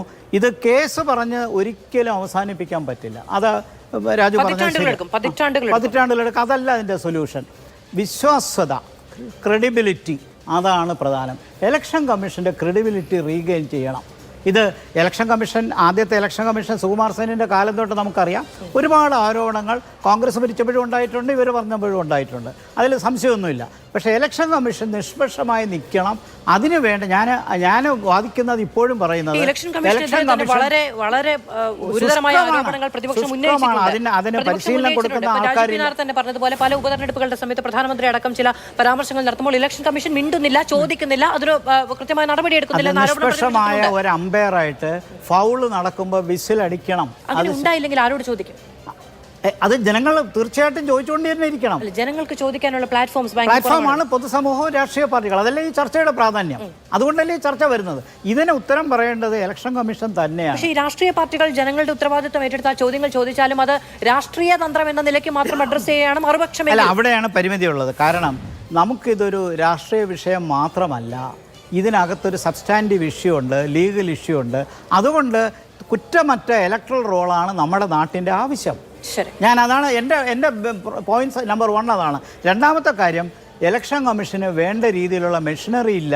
അത് പ്രവർത്തിക്കുന്നത് താൽക്കാലികമായ ഗവൺമെന്റ് ജീവനക്കാരെ ഡെപ്യൂട്ടി ചെയ്തിട്ടാണ്. സുപ്രീം കോടതി ഇത് സ്വമേധയാ പരിഗണിക്കുമെന്ന് വിചാരിക്കുന്നുണ്ടോ? ഈ ഇഷ്യൂല ഈ വിഷയം സ്വമേധയാ പരിഗണിക്കാൻ എനിക്ക് വിശ്വാസമൊന്നുമില്ല. ഓൺ ഇറ്റ്സ് ഓൺ അവർ കേസ് എടുക്കൂല. പക്ഷേ ഇതിനകത്തുള്ളൊരു അപകടം പറഞ്ഞാൽ ആർക്കെങ്കിലും വേണമെങ്കിൽ ഇത് കേസ് കൊണ്ട് കൊടുക്കാം. ആ കേസ് കൊടുക്കുന്നതോടുകൂടി കോൺഗ്രസിന് കൊടുക്കണമെന്നില്ല, മറ്റാർക്കെങ്കിലും കൊടുക്കാം, സബ് ജുഡീസായി. പിന്നെ അതെ, ഞാൻ പറഞ്ഞു വന്ന് കൺക്ലൂഡ് ചെയ്യുന്ന ഇതാണ്, നമുക്ക് ഇലക്ഷൻ കമ്മീഷൻ മാത്രമല്ല തിരഞ്ഞെടുപ്പ് ഇലക്ട്രൽ റോൾ മുതലുള്ള കാര്യങ്ങൾ ശുദ്ധീകരിക്കുക തന്നെ വേണം. അതോടൊപ്പം നമുക്ക് പ്രവർത്തിക്കാനുള്ള എല്ലാ മേഖലയിൽ ജീവനക്കാരും ഇവർക്ക് സ്വന്തമായിട്ടൊരു ജീവനക്കാർ ശക്തമായി വേണം. അത് ദേശീയ തലത്തിലില്ല, സംസ്ഥാന തലത്തിലില്ല. തിരുവനന്തപുരത്ത് ഇലക്ഷൻ കമ്മീഷന്റെ ഓഫീസ് എനിക്കറിയാം, അതിൽ എത്ര സ്റ്റാഫ് ഉണ്ടെന്ന് അറിയാം, എവിടെ നിന്ന് വരുന്നത്. ശരി, ശ്രീ എ സമ്പത്ത് ഒരു ചോദ്യം ഉണ്ടാകുന്ന സമയത്ത് ആ ചോദ്യം ചോദിക്കുന്നത് പ്രതിപക്ഷ നേതാവാണ്, ആ ചോദ്യം ചോദിക്കുന്നത് കോൺഗ്രസ് ആണ്, ആ ചോദ്യം ചോദിക്കുന്നത് മറ്റു രാഷ്ട്രീയ കക്ഷികളാണ്. അവർക്ക് 3 തവണ പരാജയപ്പെട്ടതിന്റെ മാനസിക പ്രശ്നമാണ് എന്ന നിലയ്ക്കാണോ ഇത്രയും ഗൗരവമുള്ള ഒരു സ്വഭാവത്തെ, ഒരു വിഷയത്തെ പരിഗണിക്കേണ്ടത്? മാധു, ഇതൊരു വളരെ ചെറുതായ ഒരു വിഷയമല്ല. ഒരു വലിയ നൗക, ഒരു വലിയ കപ്പൽ മുങ്ങാനായി ഒരു ചെറിയ ദ്വാരം മതി. ഒരു വിമാനം ഒരിക്കലും ഉണ്ടാകാൻ പാടില്ലാത്ത ഒരു ദുരന്തം ഉണ്ടാകുന്നതിന് ഏതെങ്കിലും വഴിതെറ്റി വന്ന ഒരു പക്ഷി മാത്രം മതി. നമ്മൾ വഴിയിൽ യാത്ര ചെയ്യുമ്പോൾ ഒരു പക്ഷേ ആരെങ്കിലും നമ്മുടെ വാഹനത്തിന് മുന്നിലേക്ക് കുതിച്ച് അറിയാതെ എടുത്തു ചാടിയാൽ ഒരു അപകടമുണ്ടാകാൻ നിമിഷങ്ങളുടെ ഒരു ഒരു ഒരു ചെറിയ ഒരു ഒരു ഒരു ഒരു തലമുടി നാരിഴയുടെ ആ ഒരു അകലം മാത്രം മതി. ഇപ്പോൾ ഗോപകുമാർ സാർ പറഞ്ഞ കാര്യത്തിൻ്റേത് ഞാൻ സാറിൻ്റെ അടുത്ത് തർക്കിക്കാനല്ല, മാധു ആ ഒരു കാര്യം ഇവിടെ ചൂണ്ടിക്കാണിച്ചു. എന്താണെന്നറിയോ, നമ്മൾ തെരഞ്ഞെടുപ്പ് കമ്മീഷന് സമയാസമയത്ത് പരാതികൾ നൽകുന്നു. തെരഞ്ഞെടുപ്പ് കമ്മീഷൻ അക്കാര്യങ്ങളിൽ ഇടപെടുന്നുണ്ടോ? ഞാൻ കുറച്ച് കാലം മുമ്പുള്ള ഒരു സുപ്രീം കോടതി ഉത്തരവ് കൂടി പറയാം. മാധു ഓർക്കുന്നുണ്ടാവും, സാറൊക്കെ നന്നായിട്ട് ഓർക്കുന്നുണ്ടാവും ഈ കാര്യത്തിൽ. എന്താണെന്ന് പറഞ്ഞാൽ, ഈ 2004 മൂവാറ്റുപുഴയിൽ നിന്നുള്ള ലോക്സഭാ തെരഞ്ഞെടുപ്പ് വേളയിൽ തന്നെ അന്ന് അവിടെ CPM-ൻ്റെ സ്ഥാനാർത്ഥിയായിരുന്ന സഖാവ് PM ഇസ്മായിലിൻ്റെ തെരഞ്ഞെടുപ്പ് കമ്മിറ്റി ചില പരാതികൾ അന്ന് NDAയുടെ സ്ഥാനാർത്ഥിക്കെതിരായി നൽകിയിരുന്നു. അത് തെരഞ്ഞെടുപ്പിൽ വോട്ട് അത്തരത്തിൽ അഭ്യർത്ഥിച്ചുകൊണ്ട് വർഗീയമായ പരാമർശങ്ങളും അത്തരത്തിൽ സാമുദായികമായിട്ടുള്ള ചില വോട്ട് ശേഖരണത്തിന് വേണ്ടിയിട്ടുള്ള കാര്യങ്ങൾ, ഞാൻ അതിലേക്കൊന്നും കടക്കുന്നില്ല. തെരഞ്ഞെടുപ്പ് കമ്മീഷൻ ഇക്കാര്യത്തെ സംബന്ധിച്ച് പരിശോധിക്കാൻ തയ്യാറായില്ല. അതിനുശേഷം തെരഞ്ഞെടുപ്പിൻ്റെ ഫലപ്രഖ്യാപനം വന്നപ്പോൾ ഞങ്ങൾ അവിടെ പരാജയപ്പെട്ടത് വെറും 529 വോട്ടിനാണ്.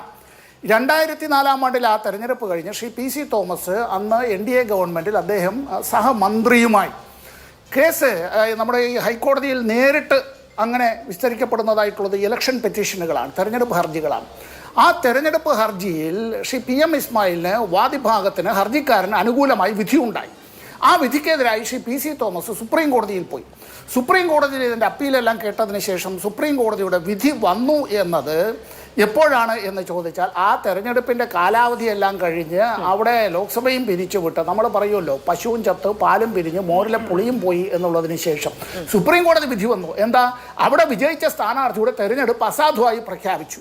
ഇതാണ് നമ്മുടെ നാട്ടിൽ നടക്കുന്നത്. തെരഞ്ഞെടുപ്പുമായി ബന്ധപ്പെട്ട കാര്യത്തിലാണ്, അതിൽ ഇമ്മീഡിയറ്റ് ആയിട്ടുള്ള കാര്യങ്ങൾ നടക്കുന്നില്ല. ഇനി തെരഞ്ഞെടുപ്പ് പ്രഖ്യാപിക്കപ്പെട്ടത്, തെരഞ്ഞെടുപ്പ് കമ്മീഷൻ എന്നുള്ളത് ഈ രാഷ്ട്രത്തിലെ എല്ലാ വിധത്തിലുള്ള സർക്കാർ സംവിധാനത്തിൻ്റെ മേൽ അവരുടെ അധികാരം വരികയാണ്. കളക്ടർമാരുടെ, പോലീസ് സൂപ്രണ്ടുമാരുടെ, DGPയുടെ മേലെ, ചീഫ് സെക്രട്ടറിയുടെ മേലെ എല്ലാം തെരഞ്ഞെടുപ്പ് കമ്മീഷൻ്റെ അധികാരം വരികയാണ്. ചെണ്ടയ്ക്ക് കീഴിലുള്ള വാദ്യം മാത്രമേ അവിടെയുള്ളൂ. BJPയുടെ പ്രതിനിധികൾ പലയിടത്തും പറയുന്നതെല്ലാം ഇസ് ജസ്റ്റ് ലൈക്ക് ഈ പറയുന്ന ഹിസ് മാസ്റ്റേഴ്സ് വോയിസ് പോലെയാണ്. ഇവിടെ തെരഞ്ഞെടുപ്പ് കമ്മീഷനെ സംബന്ധിച്ച് പരാതി ഉണ്ടായാൽ, അല്ല ആക്ഷേപങ്ങൾ ഉണ്ടായാൽ, വിമർശനങ്ങൾ ഉണ്ടായാൽ അത് ഉന്നയിക്കുന്ന ആളുകളെ ട്രോളുകയാണ്, അവരെ പരിഹസിക്കുകയാണ്. നിങ്ങൾ എന്താ ഉറങ്ങിക്കിടക്കുകയായിരുന്നോ എന്നുള്ളതാണ്. ഇവിടെ മുമ്പ് എപ്പോഴെങ്കിലും നടന്നിട്ടുള്ളതായിട്ടുള്ള ദുരൂഹമായ സാഹചര്യത്തിൽ ഒരു മരണം, ഒരു ആത്മഹത്യയായി എഴുതിയത്, ഒരു അപകടമായി എഴുതിയത്, ഈ മുമ്പ് മോഹൻലാൽ അഭിനയിച്ച ഒരു സിനിമയുണ്ട് ഉയരങ്ങളിൽ എന്നുള്ളതിൽ കുറേ ഈ മരണങ്ങൾ ഇങ്ങനെ ദുരൂഹമായി, അതുപോലെ അപകട മരണങ്ങളായി, അത്തരത്തിൽ ആത്മഹത്യകളായി എഴുതി തള്ളിയത് പിന്നീട് അത് കാലതാമസമുണ്ടായാൽ പിന്നീട് ഇത്രയും ഗൗരവമായ രാജ്യത്തിന്റെ ഇങ്ങനെ പറഞ്ഞില്ല എന്നുള്ളത്. ഇവിടെ തെരഞ്ഞെടുപ്പ് കമ്മീഷൻ മറുപടി പറയണം. ശരി, ഒറ്റ മിനിറ്റ്. ശരി, എന്നോട് ക്ഷമിക്കണം. കഴിഞ്ഞ ലോക്സഭാ തെരഞ്ഞെടുപ്പ് കമ്മീഷൻ ഇവിടെ ഈ ശതമാനക്കണക്ക് പറഞ്ഞു, ഓർമ്മയുണ്ടല്ലോ, ശതമാനക്കണക്ക് പറഞ്ഞു. 1-2 ഘട്ടം തെരഞ്ഞെടുപ്പ് കഴിഞ്ഞതിന് ശേഷം അവർ നമ്മുടെ കയ്യിൽ എത്ര വോട്ട് ചെയ്തു, ആകെ വോട്ട് എത്ര വോട്ട് ചെയ്തു എന്നുള്ളതിന്റെ കണക്കില്ല, ശതമാന കണക്ക് പറയുകയാണ്. 60% എന്ന് പറയുന്നവര് അത് കഴിഞ്ഞ് ദിവസങ്ങൾ കഴിയുമ്പോൾ പിന്നെ അത് മാറ്റി പറയുകയാണ്. കണക്ക് കൃത്യമായി നൽകുന്നില്ല. പാർട്ട് 2 അനുസരിച്ച് വോട്ട് ചെയ്ത ആളുകളുടേതായിട്ടുള്ള എണ്ണവും മറ്റു കാര്യങ്ങളും രാഷ്ട്രീയ കക്ഷികൾക്ക് നൽകുന്നില്ല. ശതമാന കണക്ക് പറഞ്ഞ് അത്തരത്തിൽ ഒളിക്കുകയാണ് തെരഞ്ഞെടുപ്പ് കമ്മീഷൻ ചെയ്തിട്ടുള്ളത്. ഇതൊന്നും ശരിയായ നടപടികളല്ല. നോക്കൂ, മഹാരാഷ്ട്രയിലെ വോട്ടർമാരുടെ സംഖ്യയെ സംബന്ധിച്ച് 2025 ഫെബ്രുവരി 3 രാഹുൽ ഗാന്ധി പറഞ്ഞത് 39 ലക്ഷം എന്നാണ്.